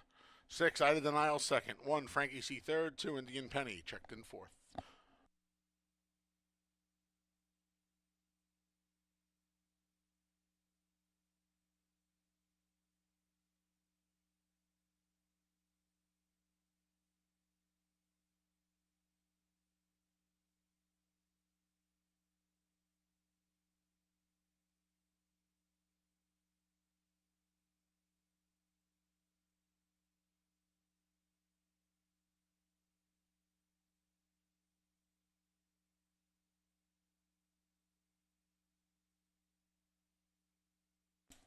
Making her way to the winner's circle for the first time is the 5, Saratoga Smoke Show. With 3-year-old daughter of Destin out of the Sadler's Wells mare, Queen of the Night, is a New York bred. Saratoga Smoke Show is owned by Angel G. Lopez, trained by Arcadio Lopez. Winning rider John Berrios, and it's official. $2 double 6-5, 57 even. $2 exacta 5-6, 25-40. 50-cent try, 5-6-1, $11 and a nickel, and the 10-cent super, 5-6-1-2, $6.52. Race 3 comes up next. It's the start of today's $1 pick 6. Today's pick 6 features a carryover of $1,885. Here are the changes for the remaining races. There are no changes in race number 3. If you'll turn to the 4th race, a rider change for the 2, Journey of 5 to John Berrios. Scratch the 6, Kaz's Rose. And a rider change for the 8, Cause I'm Elegant, to Jeremiah Flores. Those changes in race 4. Race number 5, a rider change on the 3, Mount Morris, to Luis Perez. Luis Perez rides the 3 in race 5. Race 6, scratch to 7, Equanimous. Race 6, scratch to 7. Race number 7, scratch the 1, Tis Lucky. Rider change for the 3, Ola, to Andre Worry. And a rider change for the 7, Jacoba, to Jeremiah Flores. Those changes in race 7. And in race number 8, a rider change on the 6, Hypnocurrency to J.M. Rohina. And scratch the 9, Quiet Horizon. Pick 6 time, $1 pick 6 features that $1,885 carryover. Starts here in race 3, which comes your way in just over 21 minutes.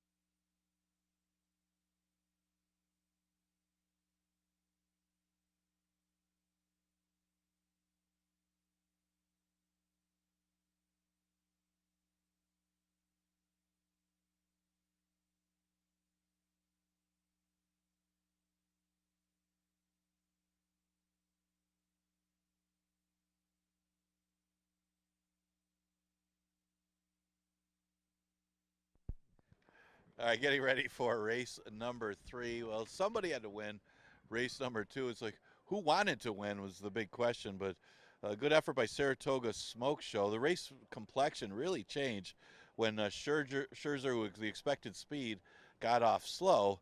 It left Saratoga Smoke Show as the speed. Ida Denial had to stay close, and the two of them really went 1-2 around the track after that. At least they finished up a little quicker, Saratoga Smoke Show did, as she was able to hold off Ida Denial to get the victory. Cool seeing the two grays with a little bit of a match race going on in that one. Third race, the 5,000 maiden claimer going 6 furlongs will start the $1 pick 6. A lot of early money on Jen's Kiss after a couple second place finishes. You do have a drop down in here, at least somewhat of a drop down. She's not proven against special weights, but she did talk about Ella Speed. She did run decently in a couple starts as a 2-year-old. The 2-year-old special weight, she ran second in one of her races going long. And then her next start, you could draw a line through because it was against the boys. Her first start off the layoff wasn't horrible because she did break poorly, and that was kind of big. I mean, when you make your first start of the year first start ever against older horses, and you're just never really in it after the poor break. So she gets some serious class relief, dropping all the way to the bottom to 5,000, and she's currently at odds of 5-2. There's really only 3 of them that are getting bet, and they do look like the main 3. The 4 of Vroom Vroom, it's hard to gauge Vroom Vroom. If you look at her races last year, she would easily beat this field. She started off the year, wasn't a terrible race, finished 4th, but her next race wasn't good, and she dropped to 5,000, and I was just real surprised that she finished off the board against that field. Maybe it was just a poor effort. Maybe there's other maybes. Not sure why they added blinkers, but, maybe that was part of it too. But the thing is, at 5,000, she should have run better than what she did, and maybe she bounces back with a better effort here. Wouldn't be surprised if she did. And just won pretty easily. She's one of those horses probably went easy or finish 4th or 5th again. Jen's Kiss is the one they're playing. She does have a couple seconds against easier fields the last 2 races. She got bet last time and didn't run badly at all. She's got enough tactical speed to be close. They did 23 and 47 last time. I'd expect them to go a little bit quicker in this race. Not that there's a ton of early speed in here, but you would think that, Ella Speed or somebody else will be able to do that kind of a pace. But if she is able to make the lead, she's going to be awfully tough in here, at least to be a big top 2 or 3 threat. Exact Price Super Daily Double Pick 3 and a $1 Pick 6 starts in this race.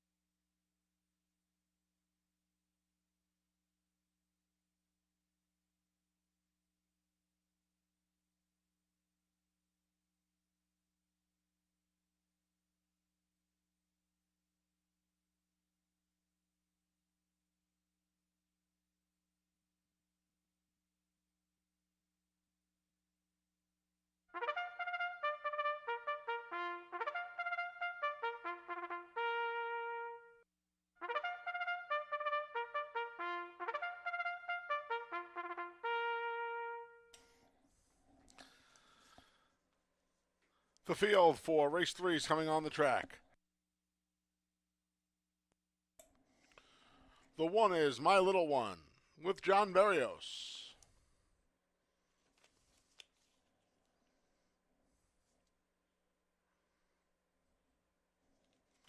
The 2 is Speed Up with Stephen Frett. The 3 is Jen's Kiss. Anthony Rodriguez rides. The 4 is Vroom Vroom with Luis Perez. The 5 is Ella Speed with Andre Worry. And the 6 is Crystal with Michael Davila Jr. All right, pick 6 time here with that $1,885 carryover.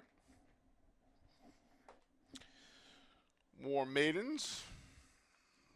This of the sprint variety. I went with Crystal. Crystal came here opening week and has run 4 times, 3 seconds and a 4th. It's worth noting the filly that beat her in the day she finished 4th, Love Thyself, came back to run 2nd to Sweet Brown Sugar last week in our Niagara in her next start. She's always up close to the early pace, if not on the lead. She was on the lead in her first start here and then laid up pretty close to the pace in her subsequent starts. I think she finds herself the main speed in here again. And I think Michael Davila Jr. should put her on the front end today. I'm curious to see how this race plays out. I would put her on the front end. Jen's Kiss has a little speed. Jen's Kiss is 3-5 right now. A couple of second place finishes in her last 6-5 rather. I'm sorry, the number 3 in her last 2. I put Ella Speed second. Ella Speed drops in for a tag for the second time in her career. She ran for maiden 30 against Statebreds at Aqueduct back in October, and she was 2-1. She didn't do much running. She shipped back up here, stretched out for Maya Engelhart, finished second. Then he ran her against the boys before the season ended 15 days later. Layoff, back in for the special weight last time. Ran into Hillbilly Lady, who's in the next couple of days. Is Hillbilly Lady in today? Everything blurs a bit. I think she might. Yeah, she is. She's in race 6 today. Apologies. I got her second, just off the drop in class, and her success here against fillies has been pretty good. She was 3rd and 2nd, and at one time against Colts in the slop. I'm going to throw that out. And then Jen's Kiss. Jen's Kiss is a couple of just missed seconds to Miami Twofer and Majestic Laura Ann. She has the fastest buyer figures in the field. I don't know. She should have got the job done 2 back. She really should have got the job done 2 back. And then she followed that up 2 weeks later with another close second place finish.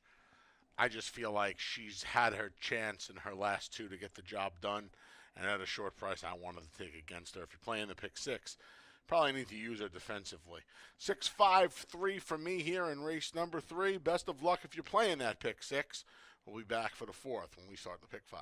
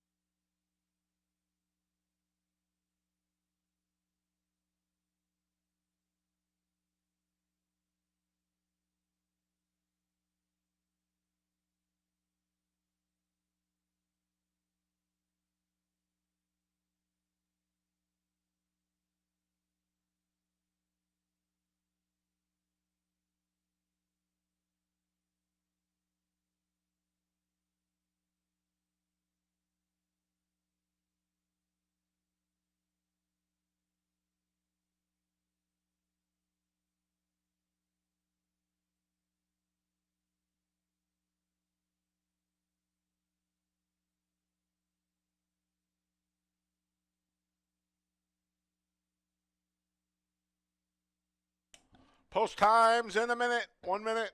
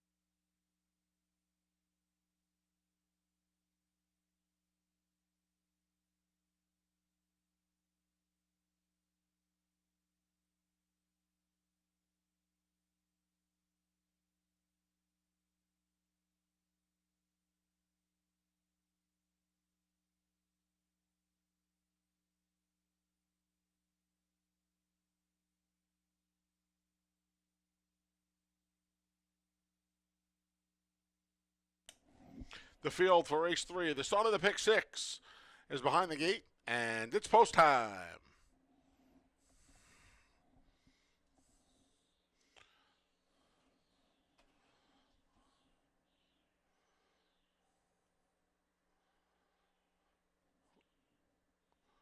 Set to load in the number 3, Jen's Kiss. Out of order in first as your slight favorite currently. Here's my little one.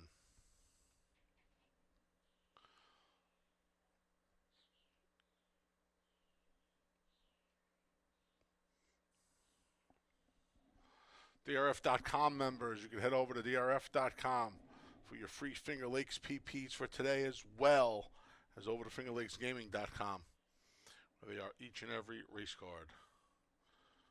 We'll have it again in a couple of weeks. DRF will be doing the promotion again in a couple of weeks, July 15th, for New York Derby and New York Oaks Day, as Speed Up at a big price goes in. Here's Vroom Vroom.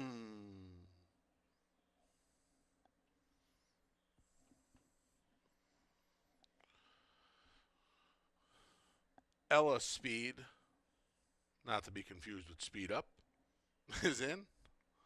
Last to load is Crystal. They're in the gate. And they're off. Crystal shows first between horses. There, rushing up is Jen's Kiss, the favorite. Outside to Ella Speed, and My Little One's at the rail. These 4 have sped off 3 lengths in front of Speed Up. And the trailer is Vroom Vroom. She's a half dozen from the front. They're in pairs now. Jen's Kiss going at it with the outside runner, Crystal. These 2 have a length and a half on Ella Speed through a 23-2 opening quarter. Back and forth is My Little One. She's about to be passed by. Vroom Vroom. Speed Up's at the back. Jen's Kiss is in front. Jen's Kiss and Anthony Rodriguez showed away. Crystal right on her heels in second. Ella Speed comes under a ride in third. 4.5, 5 back to Vroom Vroom in fourth. Jen's Kiss starts to get away from Crystal. It's Jen's Kiss a length. Ella Speed may be Jen's Kiss's only challenger through a 48.5. Off the turn and into the stretch. Jen's Kiss, she'll have to deal with Ella Speed. Jen's Kiss leads dwindling. Ella Speed and Worry looking for 2 just went by. Past the 8th pole, it's Ella Speed in front of length, now 2. Ella Speed over Jen's Kiss, far back to the rest. 50 yards from the line, it's all Ella Speed. She'll get out of the maiden ranks by 4. Then it was Jen's Kiss. Looks like Vroom Vroom over My Little One for third in 114-3.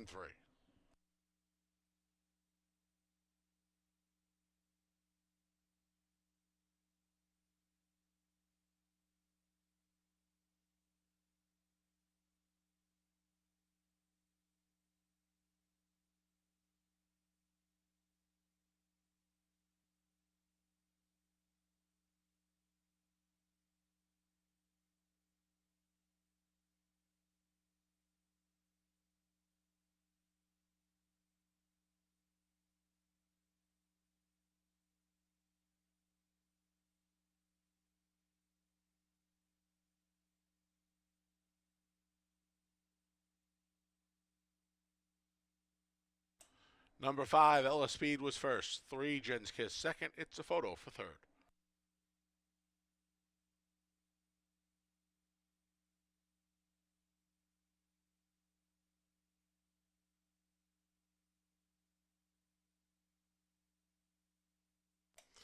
Four, Vroom Vroom, finished third. 1, My Little One, was fourth. 5, 3, 4, 1 in the third.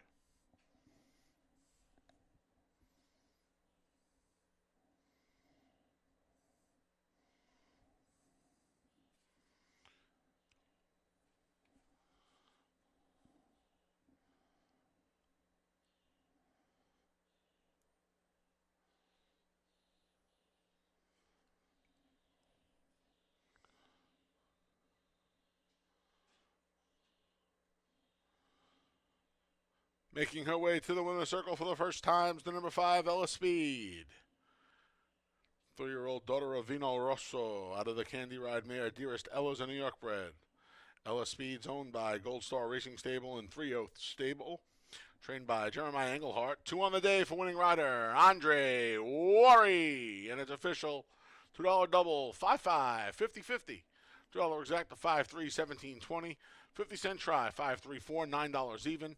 And the 10-cent super, 5-3-4-1, $9.30. Race 4 comes up next. It starts today's 50-cent pick 5. Scratch the number 6, Kaz's Rose. Rider change for the 2, Journey of 5 to John Berrios. And a rider change for the 8, Cosam Elegant to Jeremiah Flores. Post time for the 4th is in just over 21 minutes.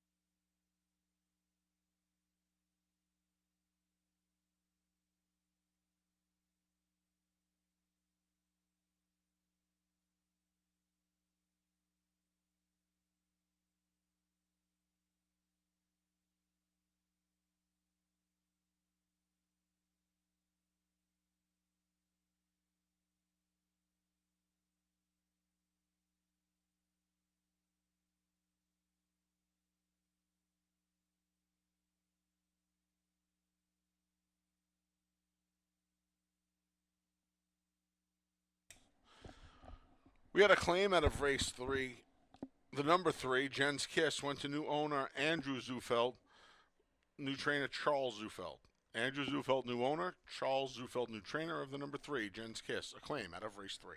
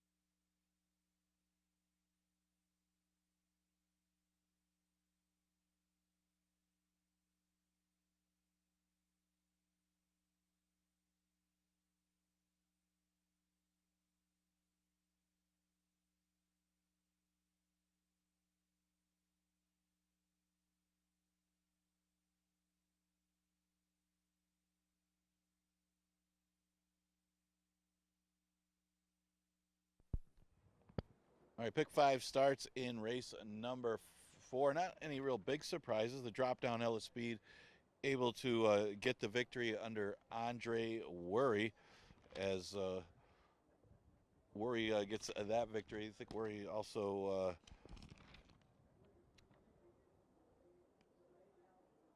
won the first race with He's Got a Short Fuse. Had to look back to double check, but that's 2 on the day for Andre Worry. That one pretty good price at odds of 5-2.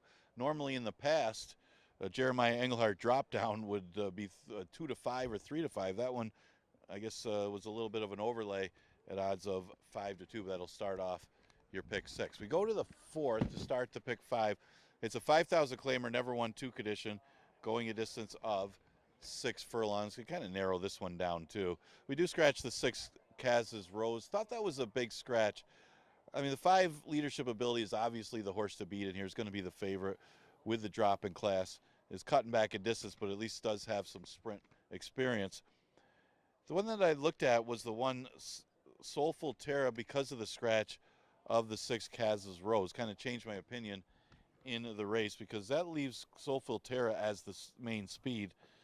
It is 6 furlongs, but she drops again to 5,000 after basically run at the bottoms at Parks in her last start. Didn't run horribly, but she seems to have that tactical edge with the lack of pace in here. So her race to lose on the front end. I mean, the 5 leadership ability might be just that good that she's going to chase her down anyway. She adds blinkers, drops to an all-time low, and cuts back a distance. This one costs $175,000 a yearling, but she is bred more to be route. I mean, you look at the sire side especially. The dam could do either, but the drop in class certainly can't be ignored, and she's going to get a lot of play right now at 6-5. For the race for 3rd, I would use the 4 Sassy Tallahassee as kind of a long shot to hit the board. She finished behind Benevolently in her last race, who's in here. She actually finished behind a couple of the horses in here the last couple starts, but she consistently runs okay, and she gets a rider change today to the Barbara Emanuel D. Diego. Exacta Tri Super Daily Double and pick 5 starts in race number 4. You get 9 minutes to post.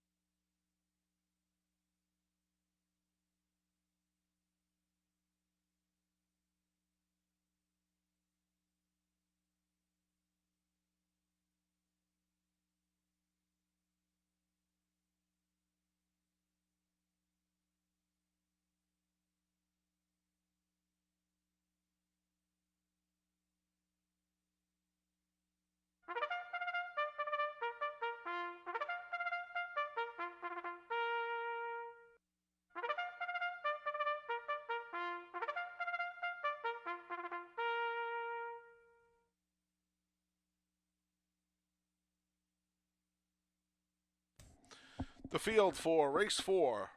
The start of today's pick 5 is on the track.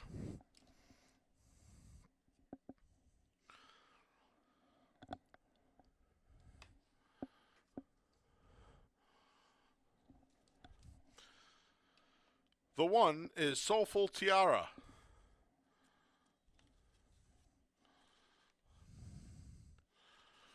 With Joel Cruz.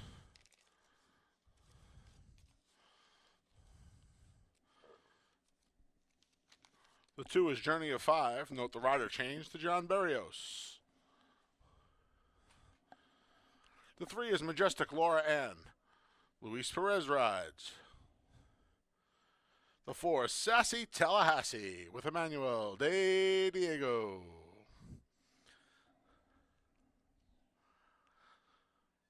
The 7 is Benevolently with Kevin Navarro.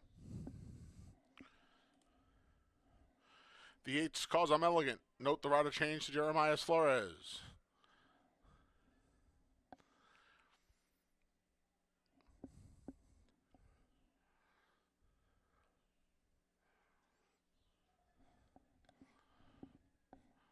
And somewhere out there on the clubhouse turn.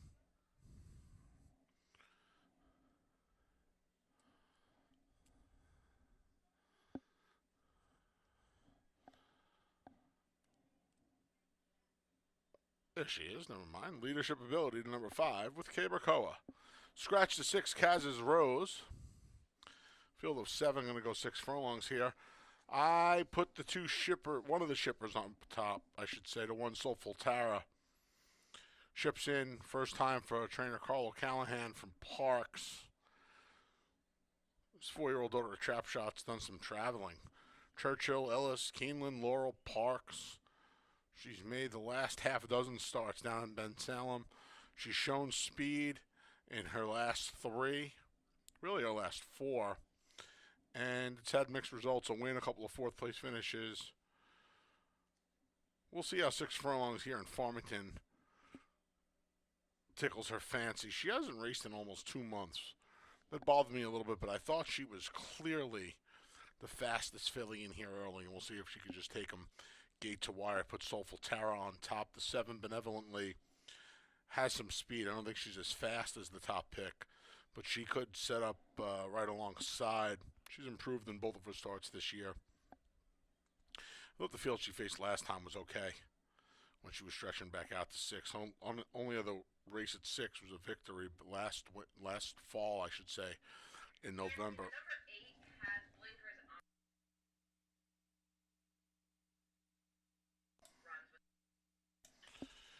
I was just informed that the number 8, Cause I'm Elegant, will race with blinkers on today.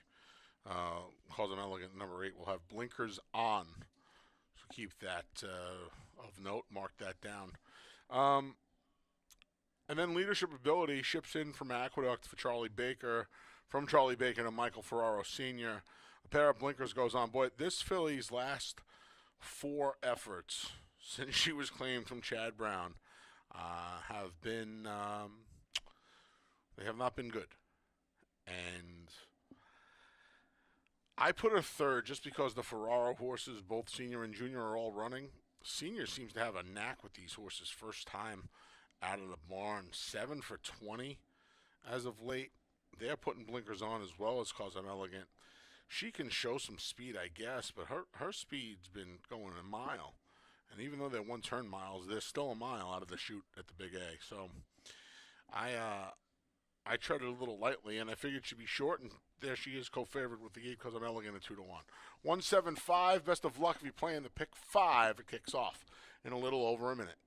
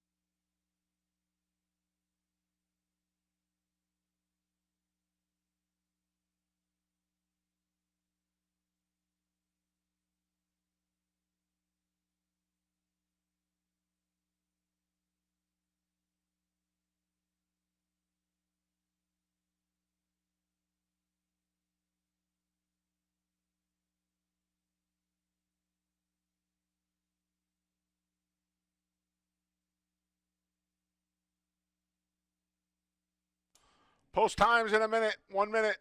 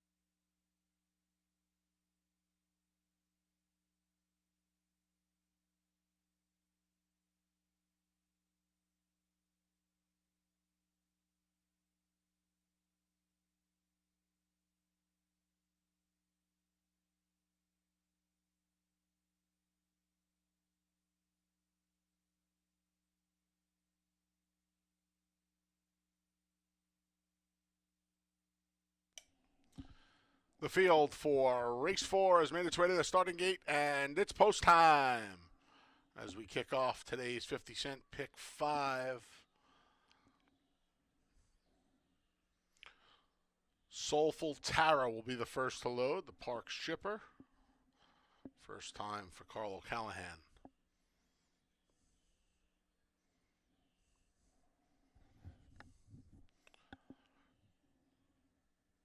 Journey of 5 goes in. Here's Majestic Laura Ann.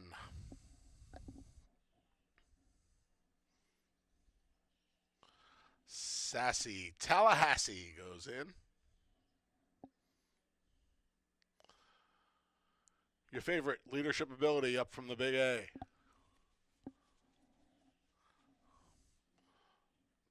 Benevolently goes forward. And there's the gray, cause I'm elegant.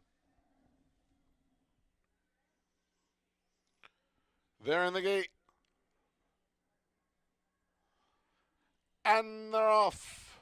Sassy Tallahassee shows first, now rushing up along the inside is Soulful Tara. Soulful Tara takes the lead. Between rivals, there's the favorite leadership ability. To her outsides, the pair of Benevolently and Cause I'm Elegant. After braking alertly, Sassy Tallahassee's 5th, 4 lengths from the lead. She's a length and a half to the good of Journey of 5. And the trailers, Majestic Laura Ann, 8 lengths from the lead, 23-1. The opening quarter there for Soulful Tara. Soulful Tara way out into the middle of the track as leadership ability. The favorite is second. She's gaining ground, but she's about 3 paths outside of the leader, Soulful Tara. We come 3 lengths back to Benevolently and Cause I'm Elegant. From the back, Majestic Laura Ann with a 3-wide bid between Journey of 5. At the rail is Sassy Tallahassee. They went the half in 47-3. Soulful Tara and Joel Cruz trying to see it through. Leadership ability bears down at them. These two have 2.5 lengths on an oncoming Journey of 5 past the 8th pole. Leadership ability struck the front. It's leadership ability. Late rally from Majestic Laura Ann along the outside between Phillies. Journey 5 down to the line. It's all leadership ability. She won it by a half dozen. There were 5 of them across the line for second. It looks like Journey of 5 may have finished second. Again, a photo for second and third and fourth in 1:14 and 2.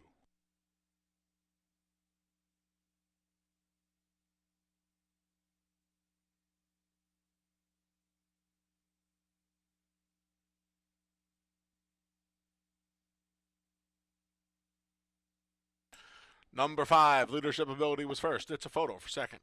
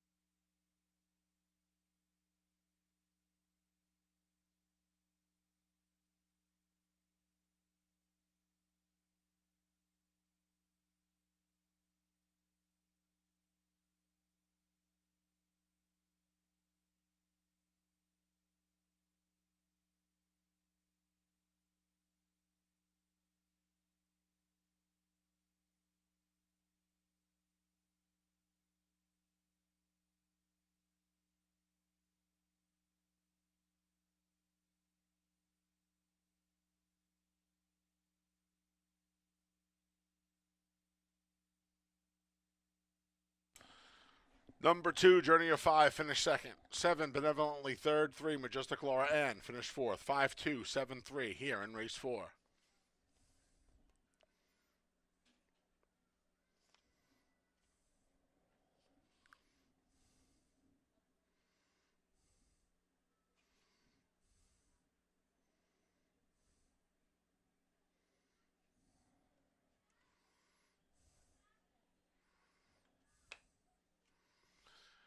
Returning to the winner's circle is the number 5, Leadership Ability.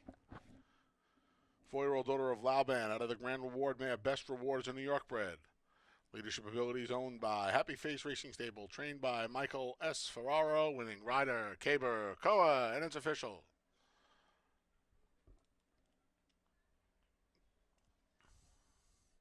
$2 double, 5-5, 19 even. $2 exacta, 5-2, 58 even.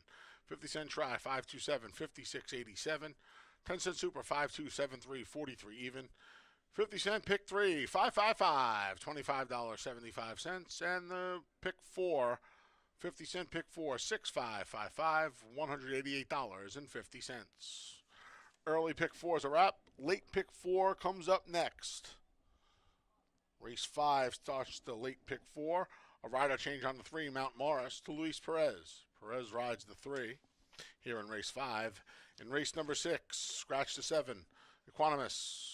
Race 6, scratch the 7. Race 7, scratch the 1, Tis Lucky.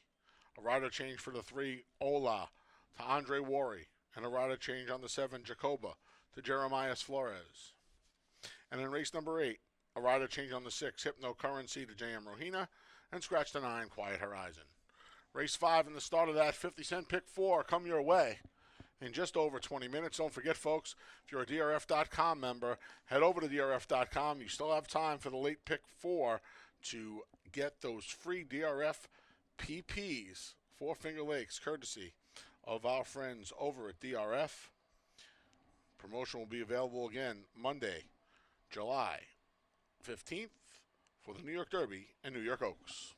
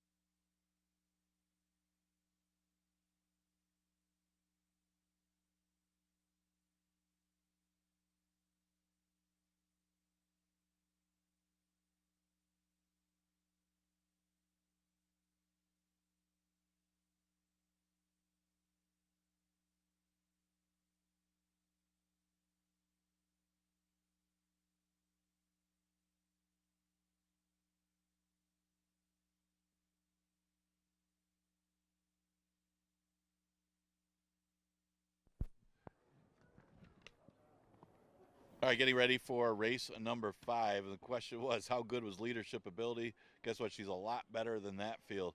Kiberkoa for Michael S. Ferraro was able to stay close early to the lone speed of South Volterra and was just much better than that rival when it came to the stretch drive. And Michael S. Ferraro gets another victory in the 4th. That starts the pick 5. We go to the 5th and start the pick 4 in a very interesting maiden event. You look at the board right now and some early play for the 6 Boom Boom Thunder. No surprise there. This is the second appearance for Boom Boom Thunder here at Finger Lakes. He was here back on April 29th and just ran into a pretty solid maiden field. You're not going to beat Stewie going 4.5 furlongs. That speedball is quick. He's good. And at 4.5 furlongs, he was almost unbeatable. Now, Stars and Stones made a good account of himself. He was second. He was also a next out winner. But Boom Boom Thunder coming off the pace, going wide, isn't going to close him down. And he actually ran very well to only get beat 3 lengths to Stewie at 4.5 furlongs. He returned to Belmont, wasn't that badly beaten, now comes back to Finger Lakes, and there are no Stewies in here, which makes Boom Boom Thunder the horse to beat in this race unless he regressed for whatever reason. The 3-horse first-time starter is Mount Morris, named after a town south of here. This one should be ridden by Louis Perez. Cost $220,000 as a yearling.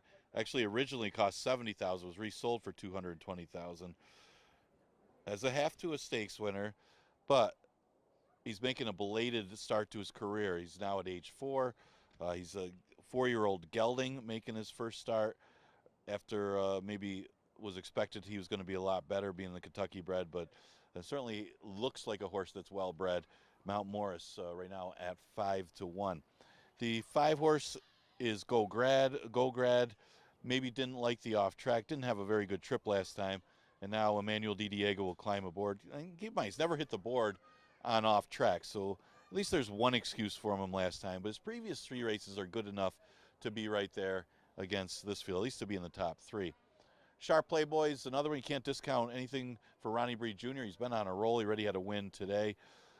Jackie Davis originally got off to ride Mount Morris. She's off her mounts today, which isn't the most positive sign for Sharp Playboy, but she's been in the top 3, two starts in a row, and Andre Roy ready with 2 wins on today's card. Exacta Tri Super Daily Double and Pick 4 starts in race number 5. You got 6 minutes to post.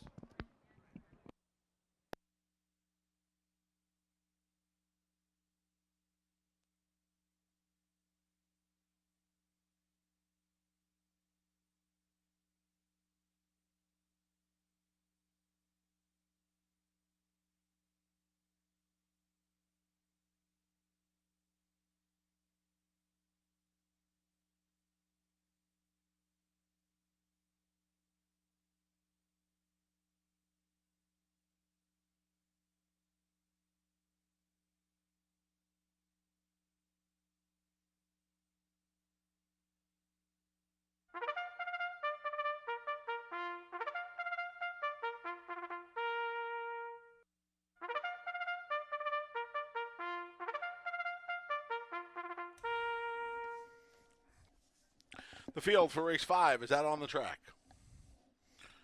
The 1 is Sharp Playboy. Andre Worry looks for his 3rd win on the card.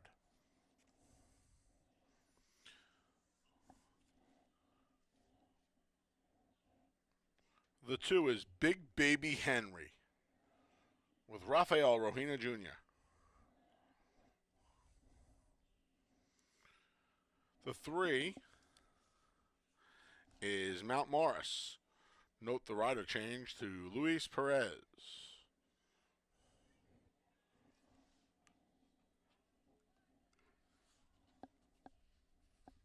The 4 is Jake's Orchard with Stephen Frett.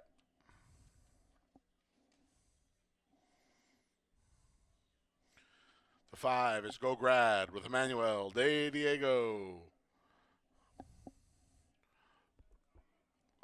The 6 is Boom Boom Thunder with Heeman Harkey.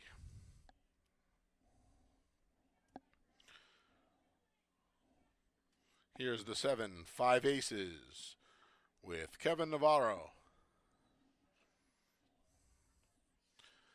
And the 8 is Lucky Banker with Dalton Brown. All right, field of 8 here. Maiden's going to go 5.5. 4 have previously started. 4 will be debuting here. I guess you got to, at some point, get to the 7-5 aces. We'll talk about him in a minute.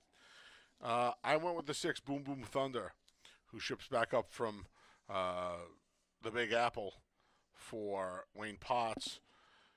Made the second start of his career here. Finished a good third behind Stewie and Stars and Stones, both of whom have had good meets so far. And then went back to the Big A and ran pretty well in the mud against State Breds. Back here now against the Open. Funny thing about this Open is there is exactly one non-New York bred in here. So he's kind of with his friends again. I don't know. I thought him coming back up here gets Heeman Harkey to ride. 4th rider in his 4th start. He showed speed in the mud last time.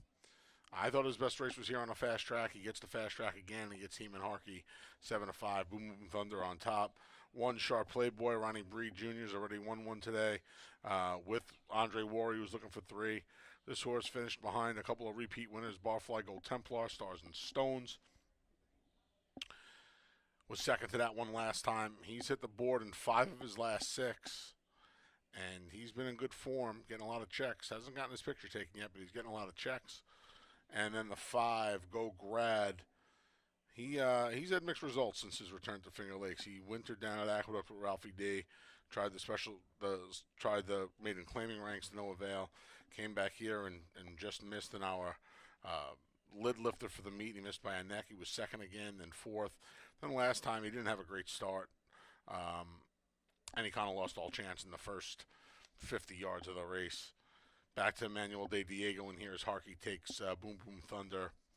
We'll see if the runner. I feel like the runners are going to prevail here.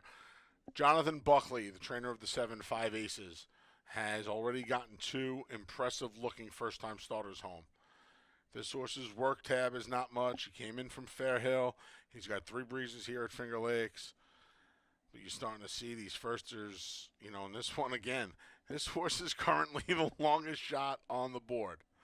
He's by Cantheros. He's got Lasix. I didn't like his pedigree. I didn't like the work tab, but you know what? He's made a fool out of me with a couple of these firsters, and some would say that's not that hard to do, make a fool out of me. But he's gotten a couple of these firsters home, and they've paid good enough prices, and this one's at 14-1. So if you're starting that late pick 4 and your bankroll affords it, I would throw him in at a price. 615 for me. Best of luck here in the 5th.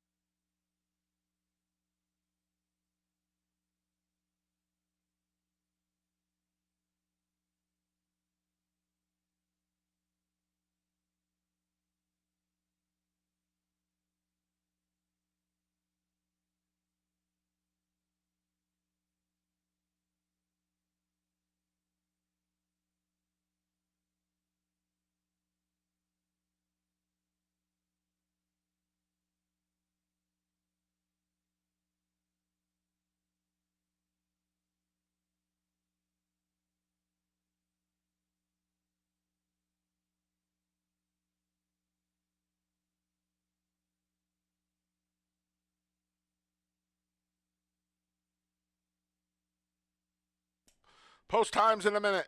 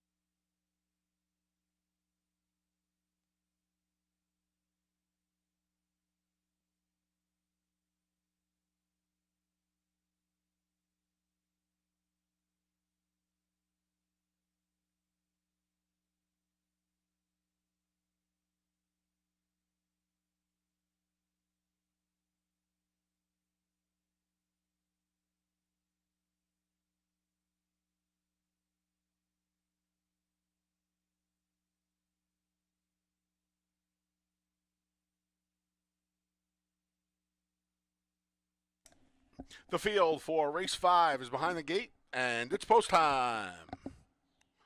Kick off the late pick 4. Don't forget, DRF.com customers, head over to DRF.com. Download your free Finger Lakes PPs right now for the late pick 4, final pick 3 of the day. And again, on July 15th for New York Derby and Oaks Day, a sharp Playboy's the first to load in, followed by one of 4 firsters in here, Big Baby Henry. Fellow debut runner Mount Morris goes in.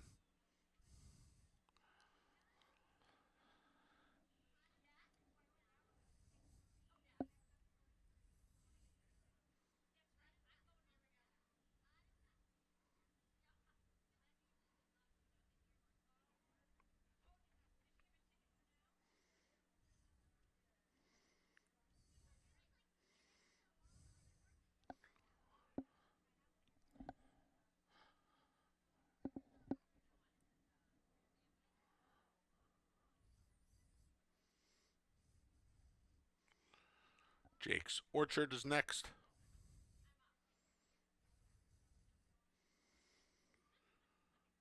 Go Grad goes forward. Here's the favorite, Boom Boom Thunder. The last 2 are a couple of more firsters. 5 Aces and Lucky Banker.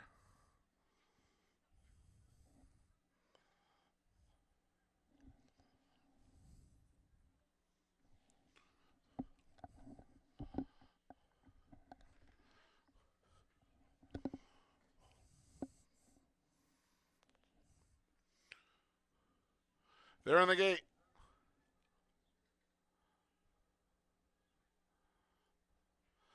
And they're off. On the far outside, Lucky Banker broke alertly at the back, was 5 Aces. It's Lucky Banker and Big Baby Henry. And splitting horses now is the favorite, Boom Boom Thunder. These 3 have about a length and a half on Go Grad. Between Go Grad and Sharp Playboy is Jake's Orchard. Then we come back to 5 Aces, who's towards the tail end of the field in Mount Morris. 22-3 the opening quarter. Boom Boom Thunder and Lucky Banker. They're really going at it in the offing. Go Grad trying to pick him up from 3rd.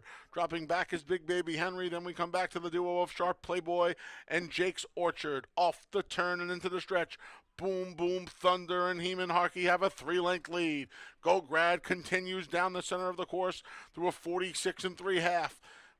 Past the 8th pole now, and it's all Boom Boom Thunder. Boom Boom Thunder trying to hold on here. Boom Boom Thunder by 4. Go Grad. Late rallies from Jake's Orchard and Sharp Playboy. Boom Boom Thunder's stride shortening. Boom Boom Thunder was saved by the wire. Go Grad lunged very, very late at him in 107 flat.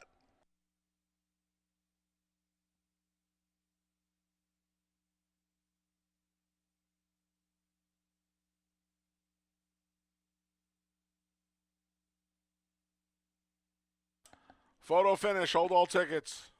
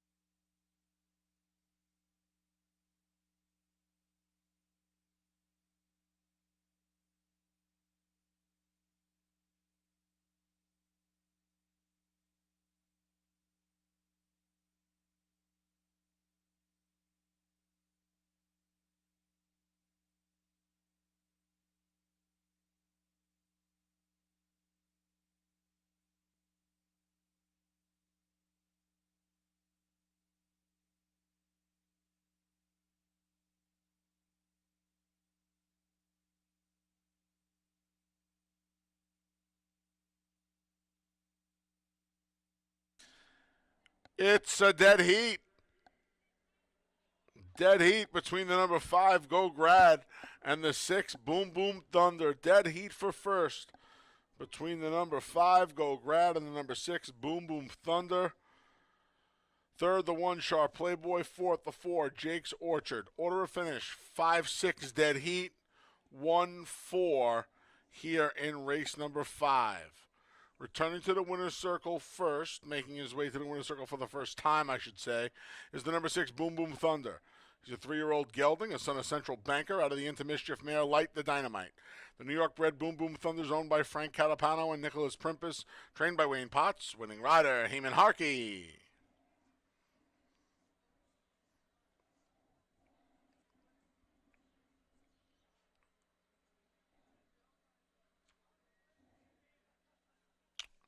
And making his way into the winner's circle for the first time is the number 5, Go Grad. He's a 3-year-old gelding by Congrats, out of the Cadianis mare Flashy Note. The New York-bred Go Grad's owned by Joe and Ann McMahon, trained by Ralph D'Alessandro, winning rider Emmanuel De Diego.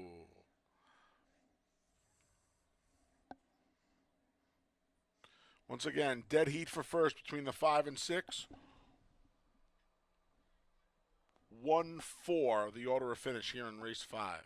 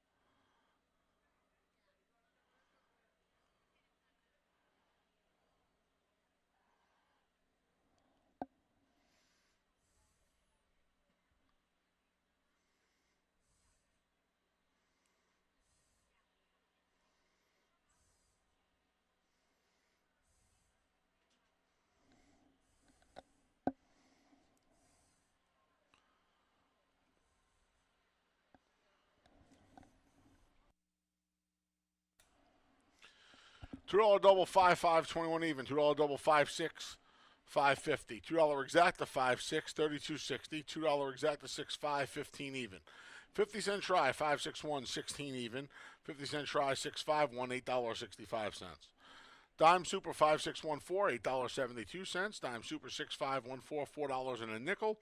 50-cent pick 3 5-5-5 $24.12. 50-cent pick 3 5-5-6 $5.40. Race 6 is up next. Kicks off the final pick 3 of the day. Scratch to 7, Equanimous. Race 6, scratch to 7. Post time for the 6th is in just over 20 minutes. Folks, don't forget to come out this Thursday. Independence Day, special race week, Monday, Tuesday, Thursday this week with Dark Wednesday. And it's not only Independence Day on Thursday, but it is Funny Side Tribute Day here at Finger Lakes Gaming and Racetrack. There'll be a Funny Side t-shirt giveaway in the lower clubhouse. You can meet and greet his Hall of Fame rider, Jose Santos, and Jack Knowlton, the operating manager of Sakatoga Stables, the owners of Funny Side.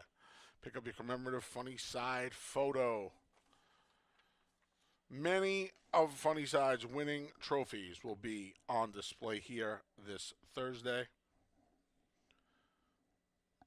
And throughout the day here at Finger Lakes, throughout our races, we will show all his great wins throughout his illustrious career. In addition to Funny Side activities, free Finger Lakes programs for all at both program locations. 2 How to Bet seminars at 12:15 and 12:45, with one person in each seminar winning a $20 wagering voucher just for attending. And last but not least, certainly not least, the Buttered Spuds are back. Karuba's Barbecue Chicken here from 12 to 5 on the clubhouse side. We sold out last time. I just had one. $15 get you a half a chicken. Those Buttered Spuds, which are absolutely sensational. The coleslaw's out of this world, and a dinner roll. Best $15 I spent, come on out, this Thursday, Independence Day, and Funny Side Tribute Day here at Finger Lakes Gaming and Racetrack. First post is at 1:15.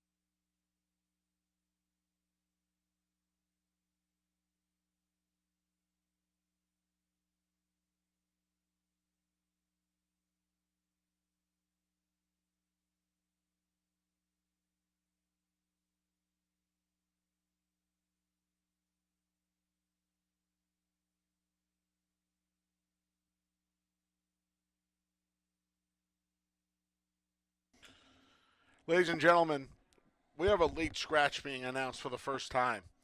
In race 7, you can scratch the 1A Shanty Shack. Race 7, scratch the 1A Shanty Shack. That is in addition to the other part of the entry being scratched earlier, the 1 Tis Lucky. So now you can scratch the entire entry in race 7, the 1 Tis Lucky, and a late scratch of the 1A Shanty Shack. Win, play, show, exacta, try, superfecta. Daily double wagers with the 1A Shanty Shack will be refunded.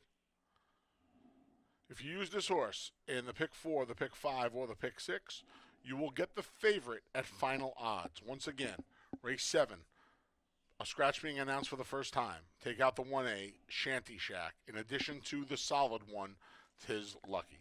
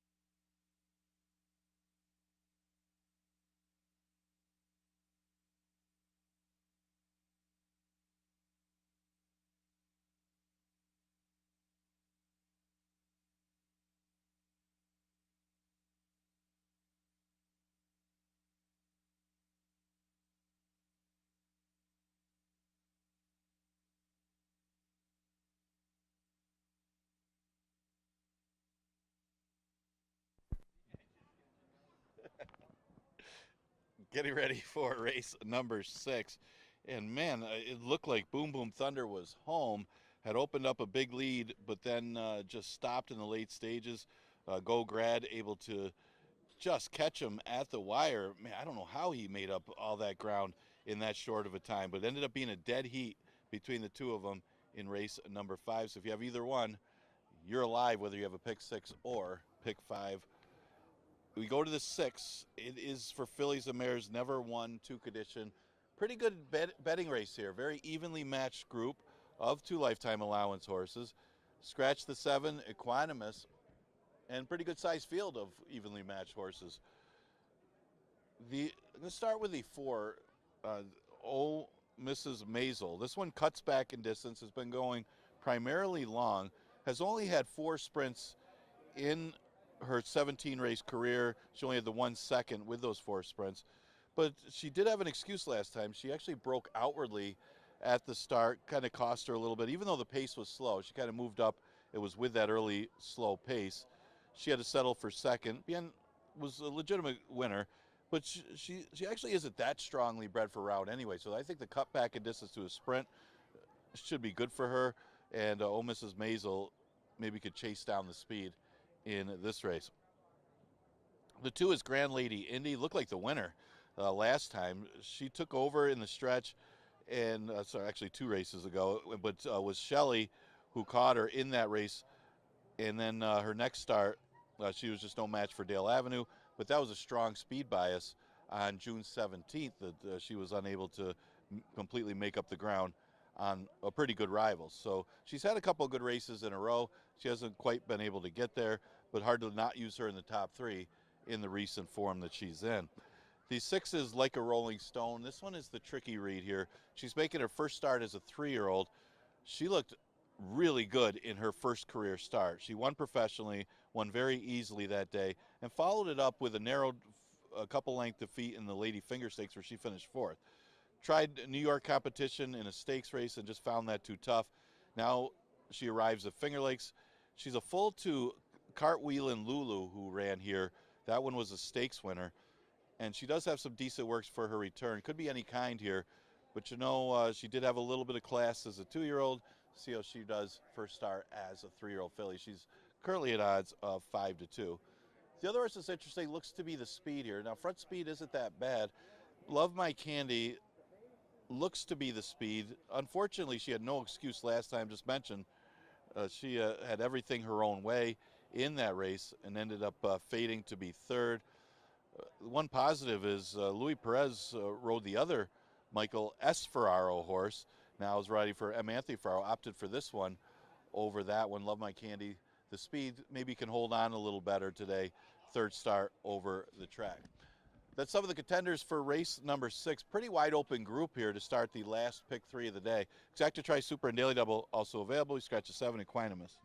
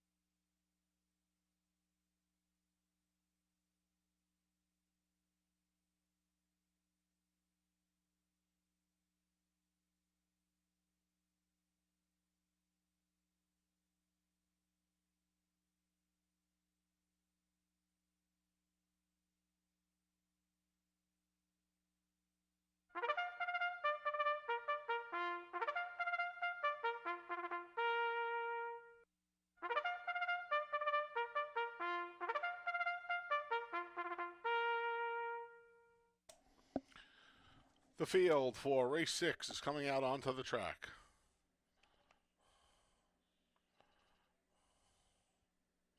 The 1 is Hillbilly Lady with Emmanuel de Diego.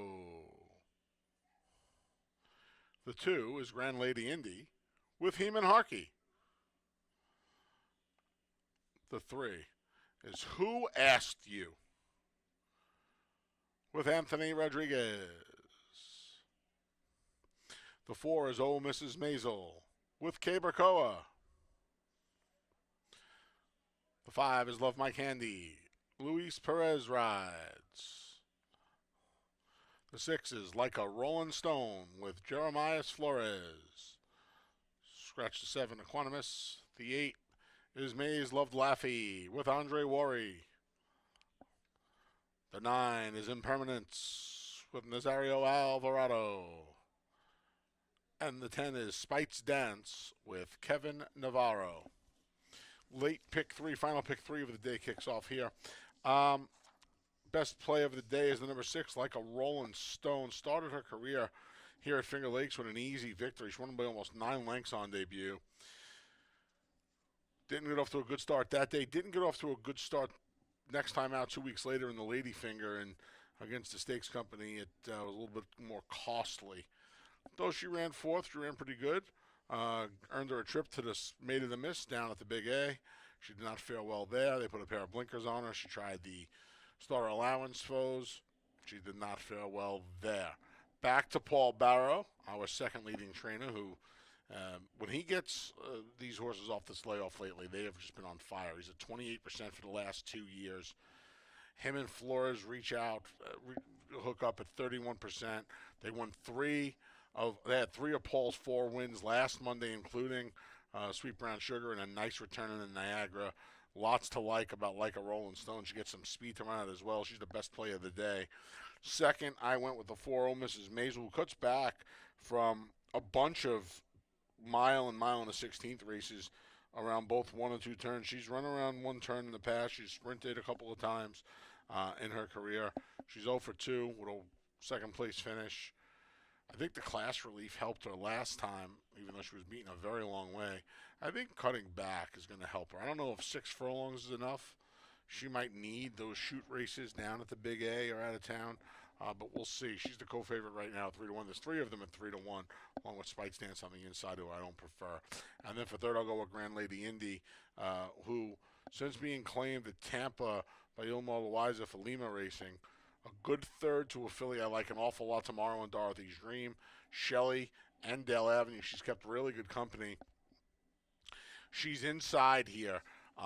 There's some speed signed on in here. Harkey's going to have to try to work out it's going to have to be a clever trip here, because I don't know if she's fast enough as some of the other speed in here. Love My Candy is just outright quick.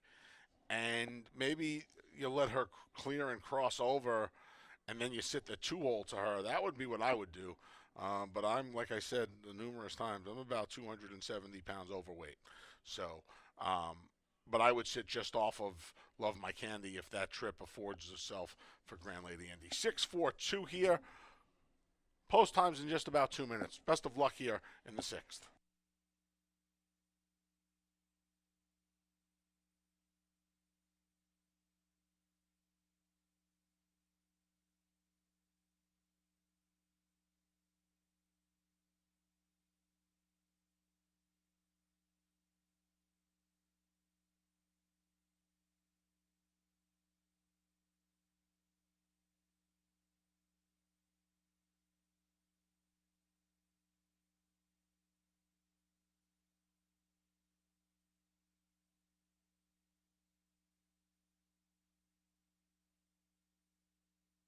Post times in a minute. 1 minute.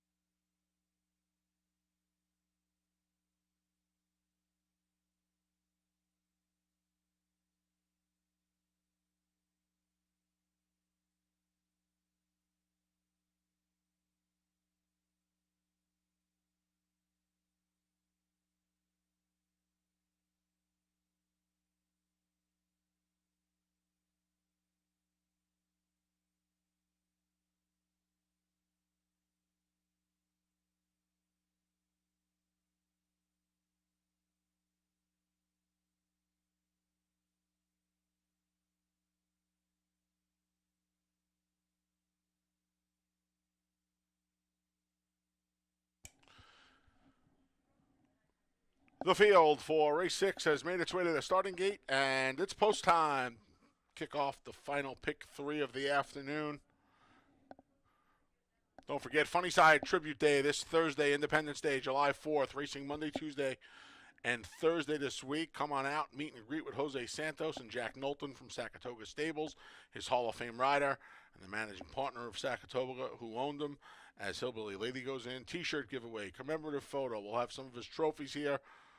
Watch some of his great wins throughout our races here at Finger Lakes on Thursday as Grand Lady Indy walks into the gate, followed by Who Asked You? Then Oh Mrs. Maisel. Should be a fun day Thursday here. Funny Side Tribute Day at Finger Lakes Gaming and Racecourse as Love My Candy steps forward.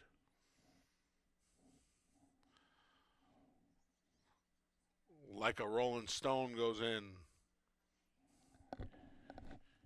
Here's Mays Loved Laffy at a big price. Fellow long shot in permanence.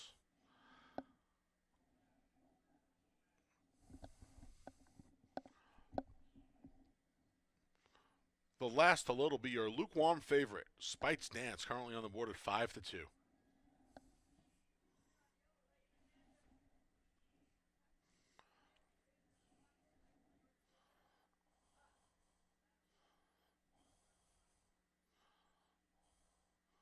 Impermanence acting up a bit.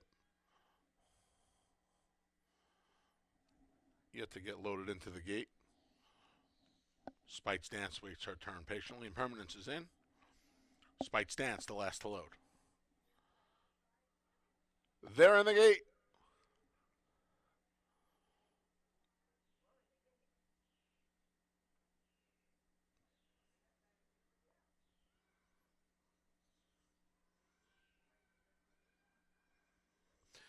And they're off. There goes Who Asked You for the lead. To the inside is Grand Lady Indy. Back in third is Hillbilly Lady. Fourth, about 4 lengths from the leading trio, is Oh Mrs. Maisel. No speed from Love My Candy today. She's fifth, about to be passed by Like a Rolling Stone. To the far outside comes Spite's Dance, then Mays Love Laffy, and Impermanence. Now, Grand Lady Indy and Hillbilly Lady. The ladies go at it through a 22-4 opening quarter. They've opened up 4 lengths on Who Asked You, who's under a ride in third. Then we come to Oh Mrs. Maisel from the back. Here comes Love My Candy and Like a Rolling Stone as Grand Lady Indy disposes of Hillbilly Lady. Grand Lady Indy and Harkey have built a 3-length lead. Who Asked You trying to move past Hillbilly Lady to a 46 2/2. Up the inside comes Love My Candy. Looking to get a rally going is Like a Rolling Stone. But they're coming down to the 8th pole. Grand Lady Indy still has a big lead. The pack's closing in. Here's Love My Candy and Hillbilly Lady. Close to home is Grand Lady Indy. Hillbilly Lady coming at her again. Grand Lady Indy. Hillbilly Lady. Grand Lady Indy. Hillbilly Lady. Grand Lady Indy. And Hillbilly Lady. Did Diego and Heeman Harkey dead heated in the 5th? Did it happen again in the 6th? Final time for 3 quarters was 1:13-2.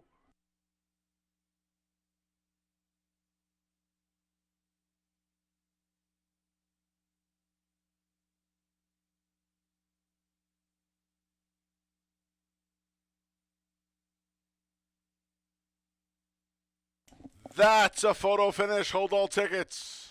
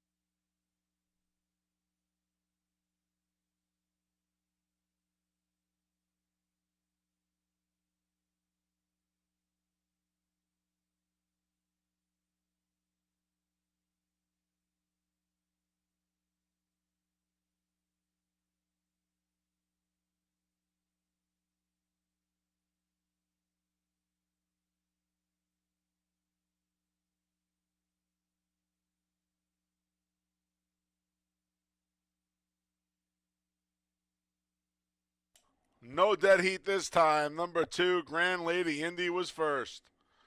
1, Hillbilly Lady second. 5, Love My Candy third. 3, Who Asked You was fourth. 2-1-5-3 in race 6.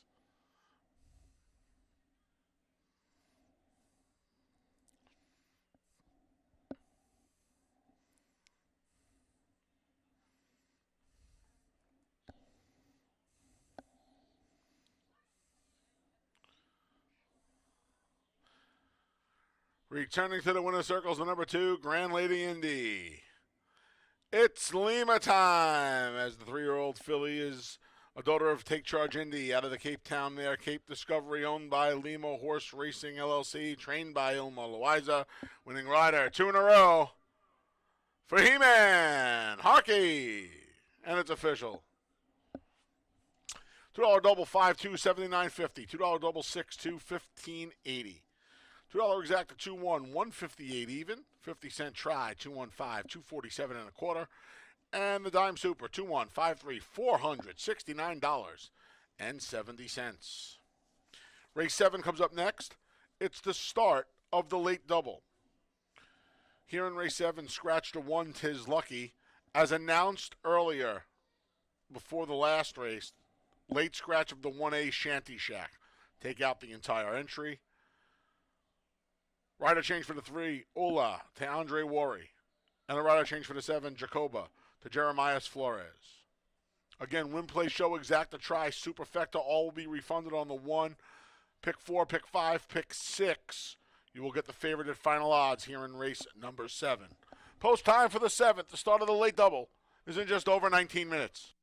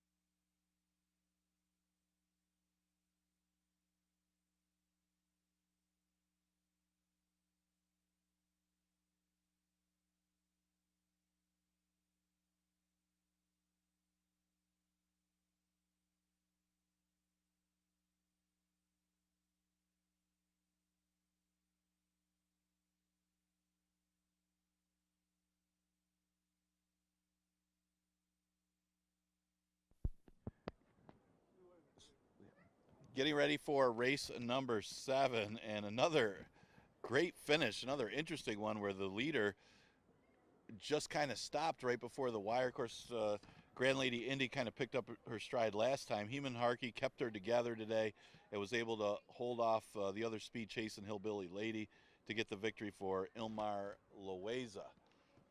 Just barely holding on. So I guess you could say that's two in a row for Heman Harkey. He was in the dead heat with Emmanuel DiDiego in the 5th. He was able to just hold off Emmanuel DiDiego in that race. 7th race, we scratched both parts of the 1 entry. Tis Lucky and Shanty Shack. You got Worry on the 3, Aula, and Flores on the 7, Jacoba. Kind of a big scratch of the 1A. It was a late scratch. It only helps the favorite here, Aula, and maybe why he's getting bet a little heavier, because he could be the speed. And not only does he have the best numbers, he also could be the speed. Without Shanty Shack in the race, it does make his job a little easier. He's getting buyer numbers in the 70s the last 2 races in the 1 state bred in New York. This could be considered a drop going to the 1 state bred here at Finger Lakes. I know he's not finishing on the board the last couple starts, but still good enough that he could be able to handle this field. Aula right now at odds of 3 to 5. Other horse to consider, ASAP Restoration. If that one doesn't have it on the front end, ASAP Restoration is one that can stalk and pounce. That was only his first route this year last time, and didn't run that badly. Still ran 3rd, tried to make a wide run after him. 3rd start off the layoff, 2nd time long. You can see the best of what you're going to see from ASAP Restoration, especially if the favorite doesn't have it in race number 7. Exacta Tri Super and Daily Double is offered in this race. Scratch both parts of the 1 entry, Tis Lucky and Shanty Shack.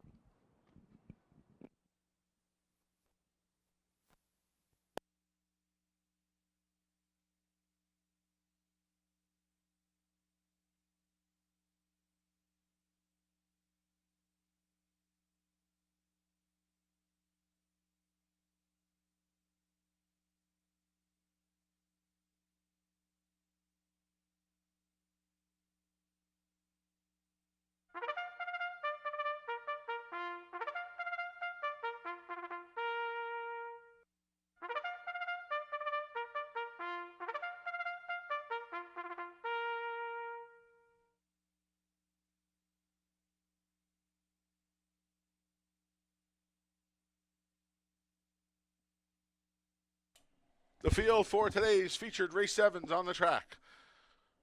The 2 is Golden Rain with Jose Baez. The 3 is Aula with Andre Worry. Please note that rider change. The 4 is Rhymes Like Dimes with Nazario Alvarado.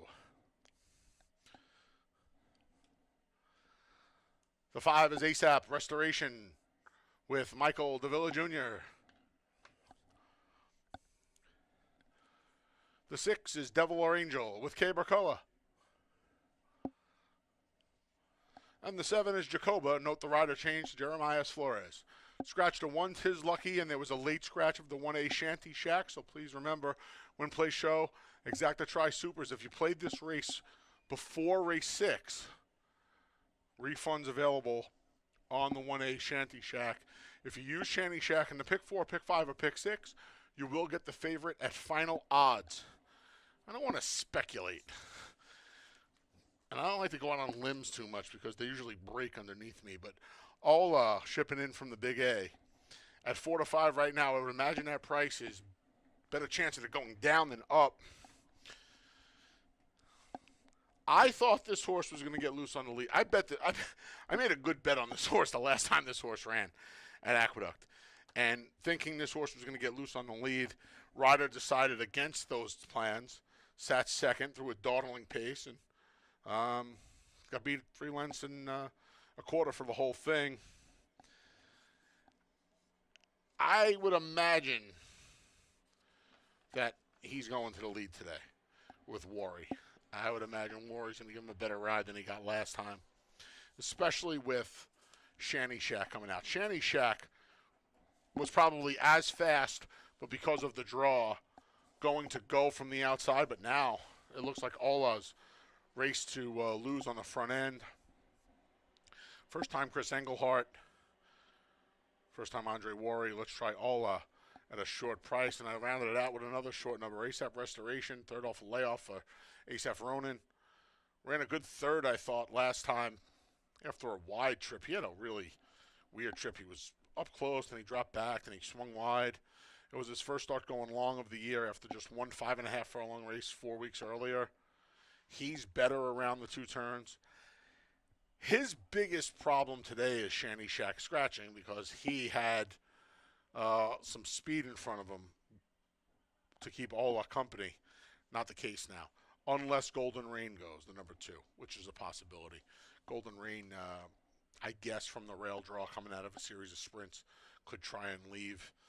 His speed is mostly on the all-weather track, though, so we'll see how it works out. I made it a cold 3-5 here, very chalky for me. Best of luck if you're playing the late double.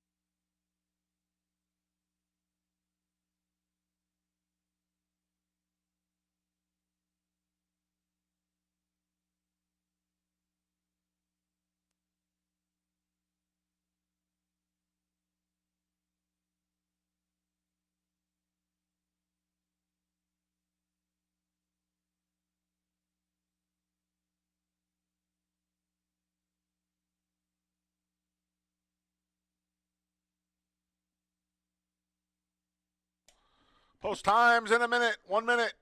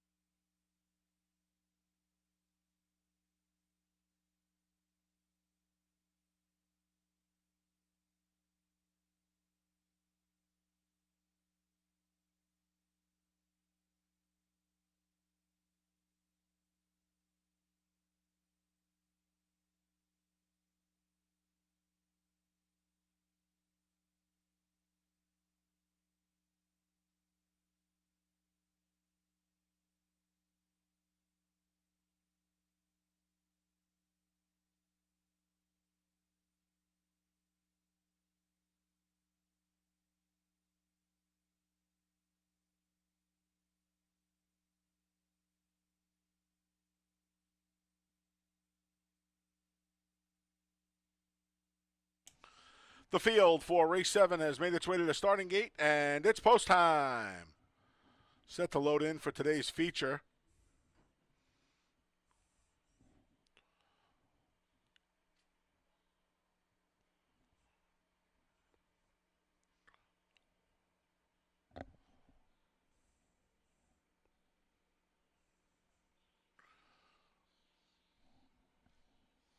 The last runner, Jacoba, is going to go in first.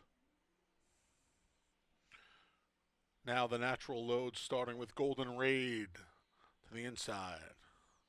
Golden Rain's on the board at 9-2.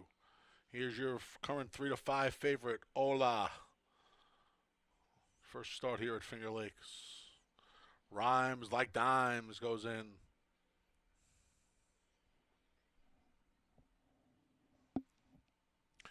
Here's ASAP Restoration.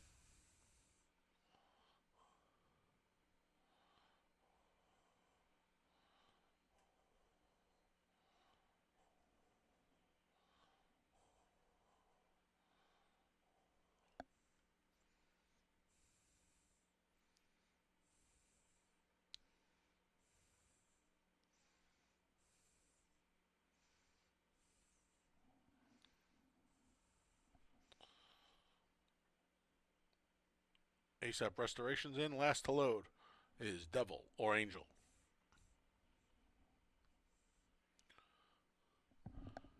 They're in the gate. And they're off. Off a beat slow there was Rhymes Like Dimes. To the front goes Devil or Angel. A long shot shows the way. Now Golden Rain rushes up from the inside draw. And Jose Baez intent on Golden Rain getting to the front. And he is quickly 4 in front of Devil or Angel, who broke alertly but is now back in second. The favorite, Ola, is third. He's already a half dozen from the front. Then we come back to ASAP Restoration, who is just outside of Rhymes Like Dimes, who's recovered from the start. The trailer is Jacoba. They're strung out. It's about 15 from front to back, 23-2. Golden Rain on a front-running mission today. Golden Rain by 4. Then Ola, just inside of Devil or Angel. It's 4 more. Back to the duo of ASAP Restoration, who is just outside of Rhymes Like Dimes. Jacoba still trails 47-2, a testing half mile for Golden Rain, who keeps on going on the front end. Devil or Angel, Ola, the favorite, is backpedaling. It's all Golden Rain on the front end. Now, here comes Rhymes Like Dimes. Devil or Angels outside. ASAP Restoration's going to have to do better, too, through 3/4 in 1:12-4. They've caught up to Golden Rain. By they, I mean Rhymes Like Dimes and Devil or Angel at a huge price. Devil or Angel's 29-1, and he just struck the front.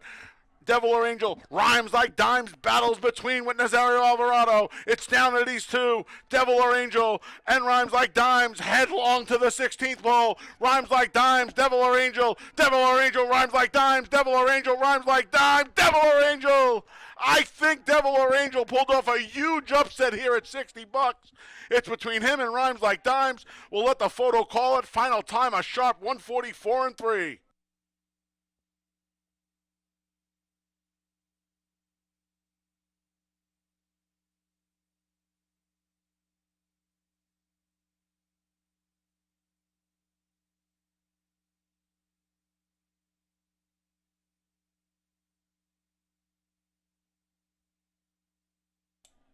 Another photo finish. Hold all tickets.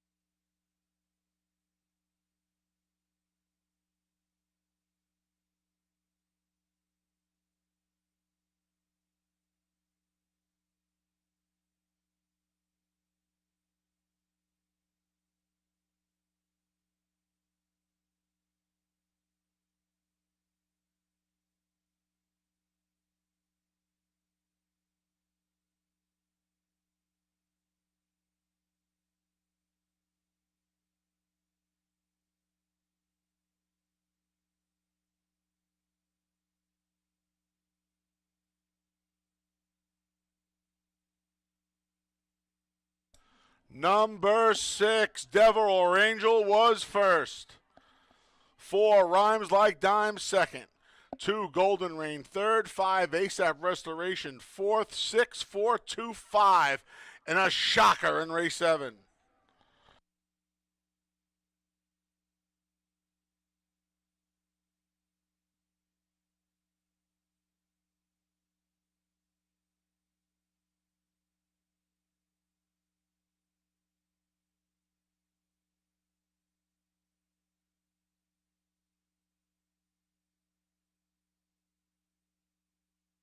Ladies and gentlemen, there are both a steward's inquiry and a jockey's objection into race 7.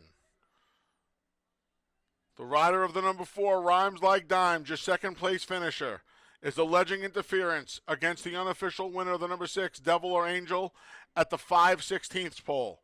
There's a steward's inquiry and a jockey's objection. Nazario Alvarado, the rider of number 4, Rhymes Like Dimes, is alleging interference against Cabercoa aboard the unofficial winner, Devil or Angel, at the 5/16 pole. Please hold all tickets.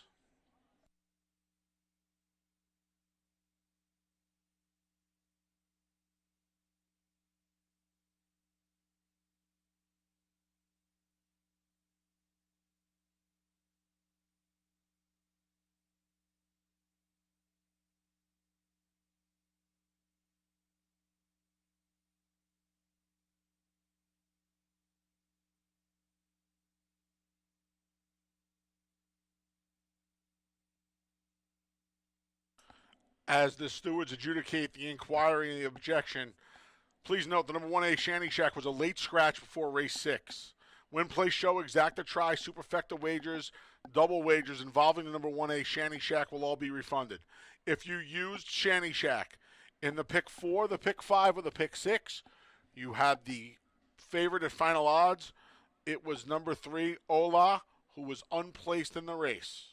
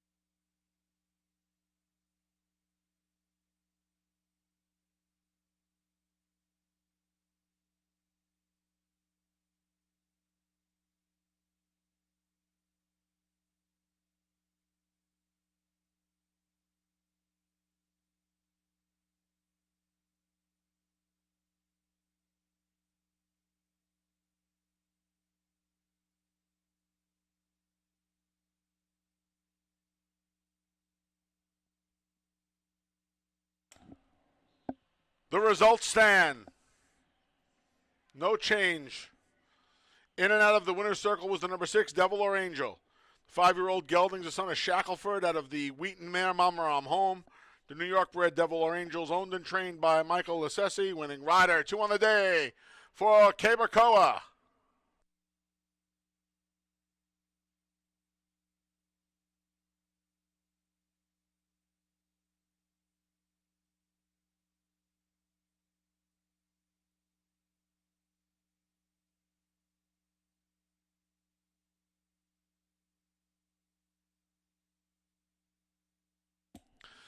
$2 double, 2-6, 352 even. $2 exacta, 6-4, 365 even. 50-cent try, 642, $408 and a quarter. And the 10-cent super, 6-4, 25, $245.75.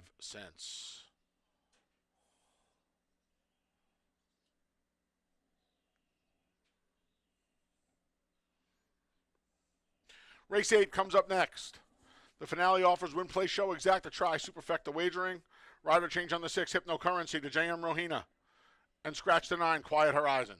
Post time for race 8 is in just over 19 minutes.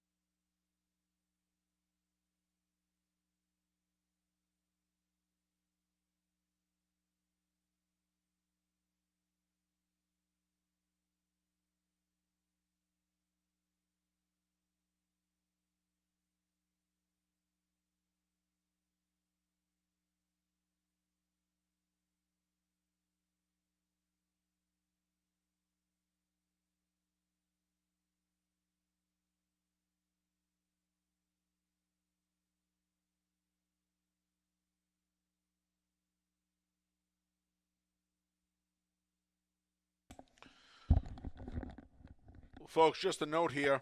There will be a pick six carryover into tomorrow's card, regardless of the winner of the last race.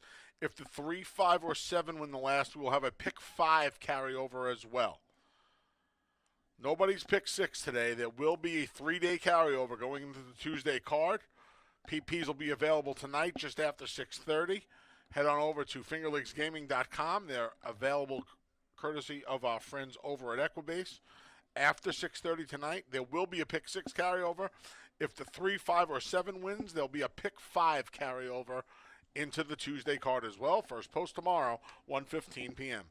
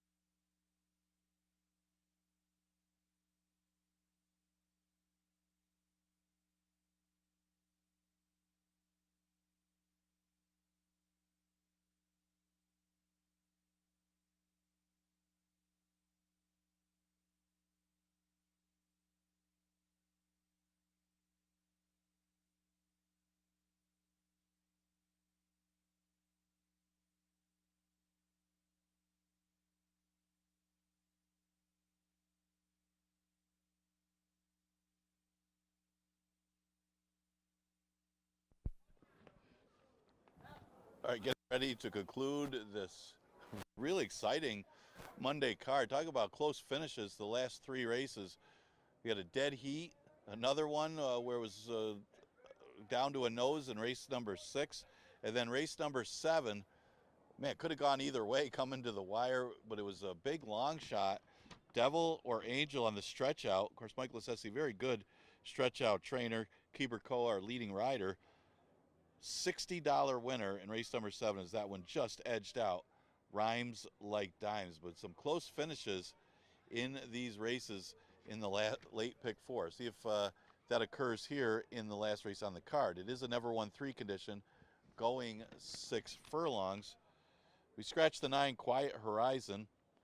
Jose Rojina's on the 6, Hypno Currency. It was expected to be the horse to beat in here, currently the favorite on the board at 7-5. She comes here after winning in New York at the 16,000 level, so moves to the next logical condition, the never won 3, but does drop in claiming price, moving here to face 5,000s.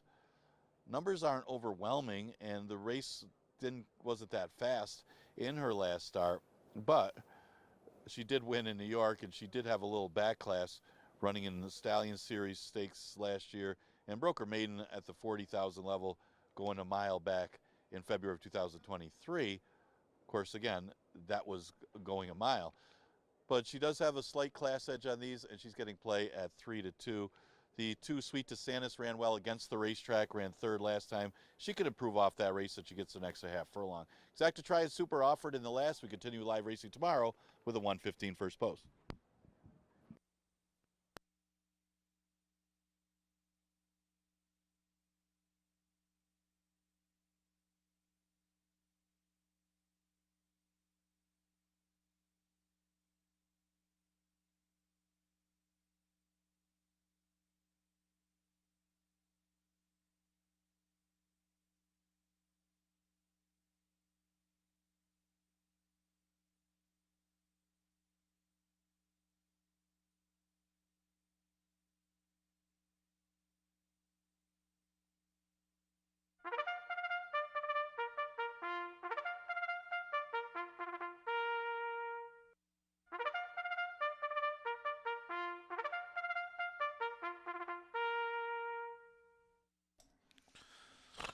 The field for race 8.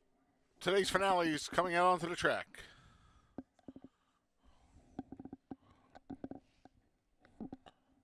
The 1 is Matty Surprise with Emmanuel De Diego.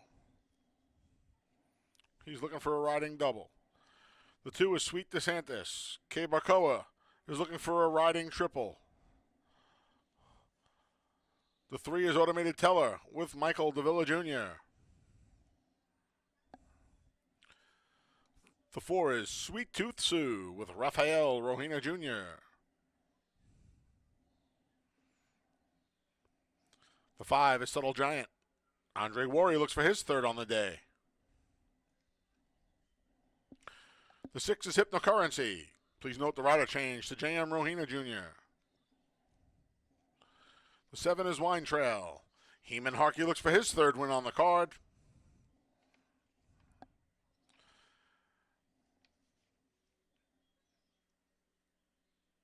And the 8 is All About Bella with Kevin Navarro.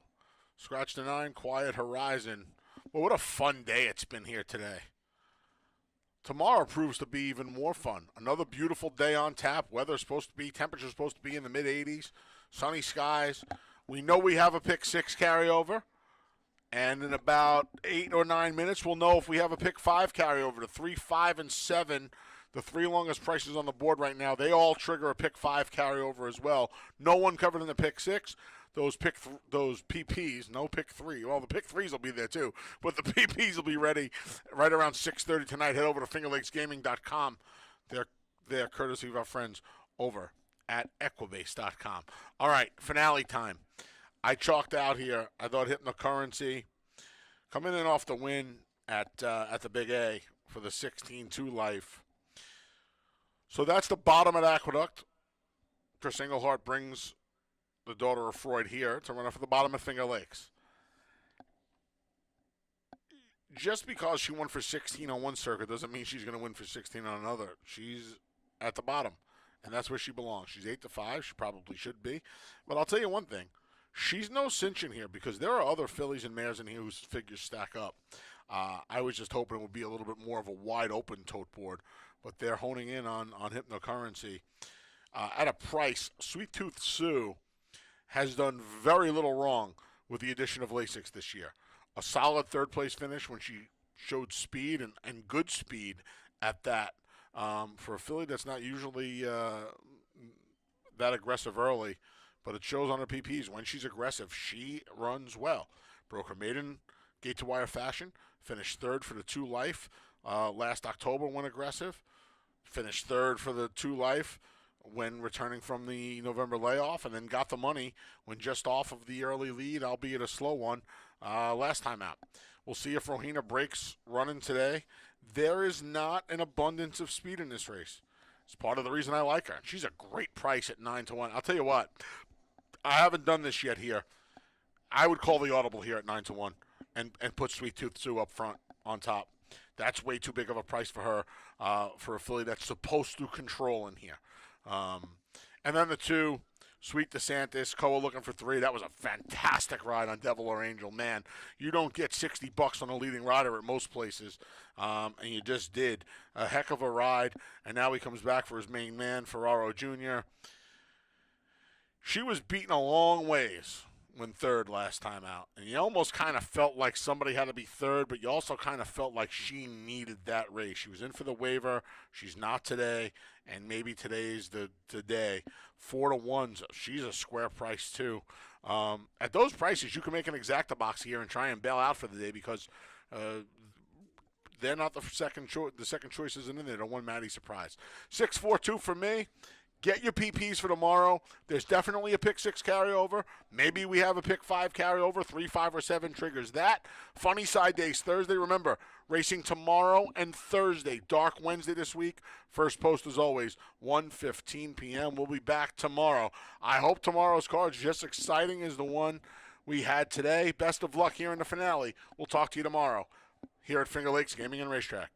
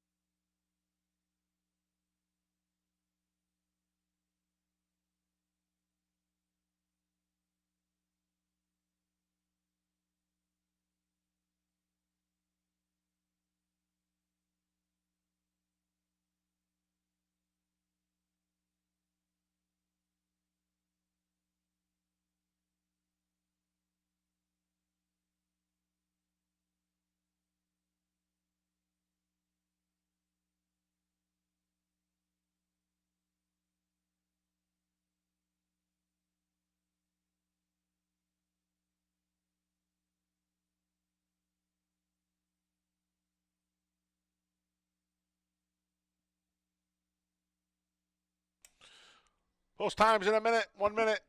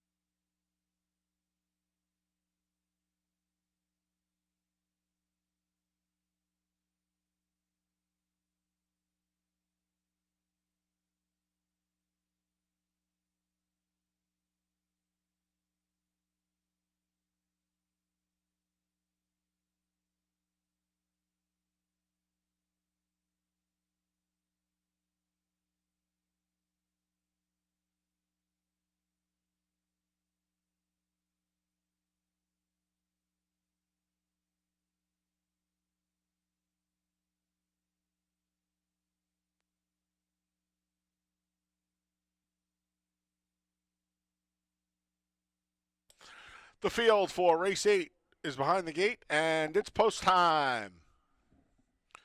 Set to load in for the finale. Maddie's Surprise, the first one in.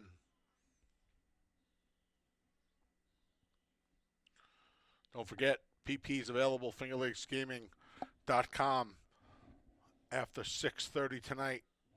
Carryover in the pick 6 tomorrow. Maybe a pick 5 carryover. They're courtesy of Equibase. Next in is Sweet DeSantis. We had a $60 horse win race 7 in Devil or Angel. Can Automated Teller do that here in race 8? She's in. Sweet Tooth Sue. Good price at 7-1. Here's Subtle Giant at 14-1. Big A Shipper, Hypnocurrency. Your 7-5 favorite goes in. Last two to load a Wine Trail. And All About Bella, the gray. They're in the gate. And they're off. Last in, first out, All About Bella. Shows first, now rushing up there, Sweet Tooth Sue. Between rivals is Subtle Giant and Hypnocurrency. At the rail, Maddie Surprise mixes it up. Sweet DeSantis is there as well. The two trailers are Wine Trail and Automated Teller. Sweet Tooth Sue made the top. Sweet Tooth Sue a length. All About Bella the Gray chases in second. A line of 3, Maddie Surprise, Subtle Giant, Hypnocurrency from the rail out, third, fourth, and fifth. Then Sweet DeSantis, gap of a length to Automated Teller, and the trailer's Wine Trail, 23 and 3 for a contested opening quarter. Sweet Tooth Sue, Rafael Rohina trying to give him the slip right now with Sweet Tooth Sue at 9-1, and she just opened up a 2-length lead. Maddie Surprise up the inside. The favorite Hypnocurrency is going to have to do better. She's 3 wide trying to get around All About Bella off the turn into the stretch to a 47 3/2. Here comes Maddie Surprise between. Far outside, Hypnocurrency just leveled off, and she went right by Sweet Tooth Sue. Coming to the 16th pole, Hypnocurrency and J.M. Rohina are on their way to an easy win in the finale. It's Cryptocurrency by 4. Sweet Tooth Sue held second. Then it was Maddie Surprise, Sweet DeSantis along to round out the super. Final time for 3 quarters was 1:13 and 1.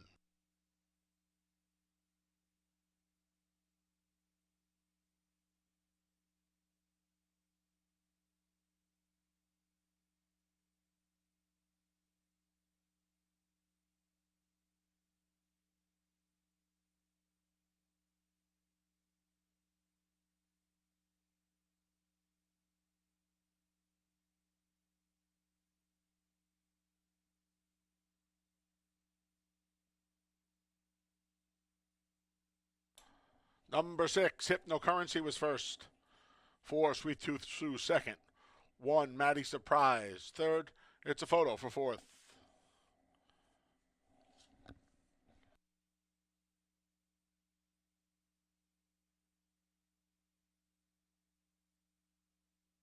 Number 2, Sweet DeSantis finished fourth.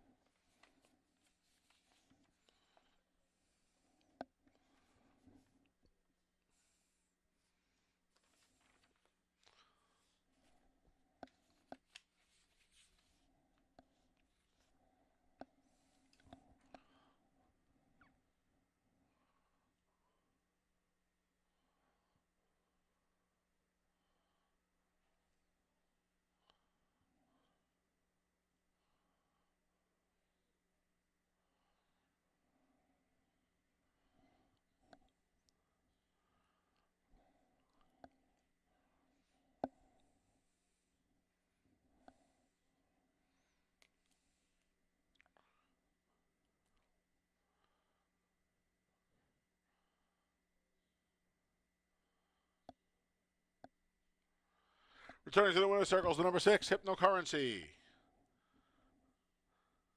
4-year-old daughter of Freud out of the mineshaft near Silveramas in New York bred. Hypnocurrency is owned by Sheila Englehart, trained by Chris Englehart, winning rider. J.M. Rohina.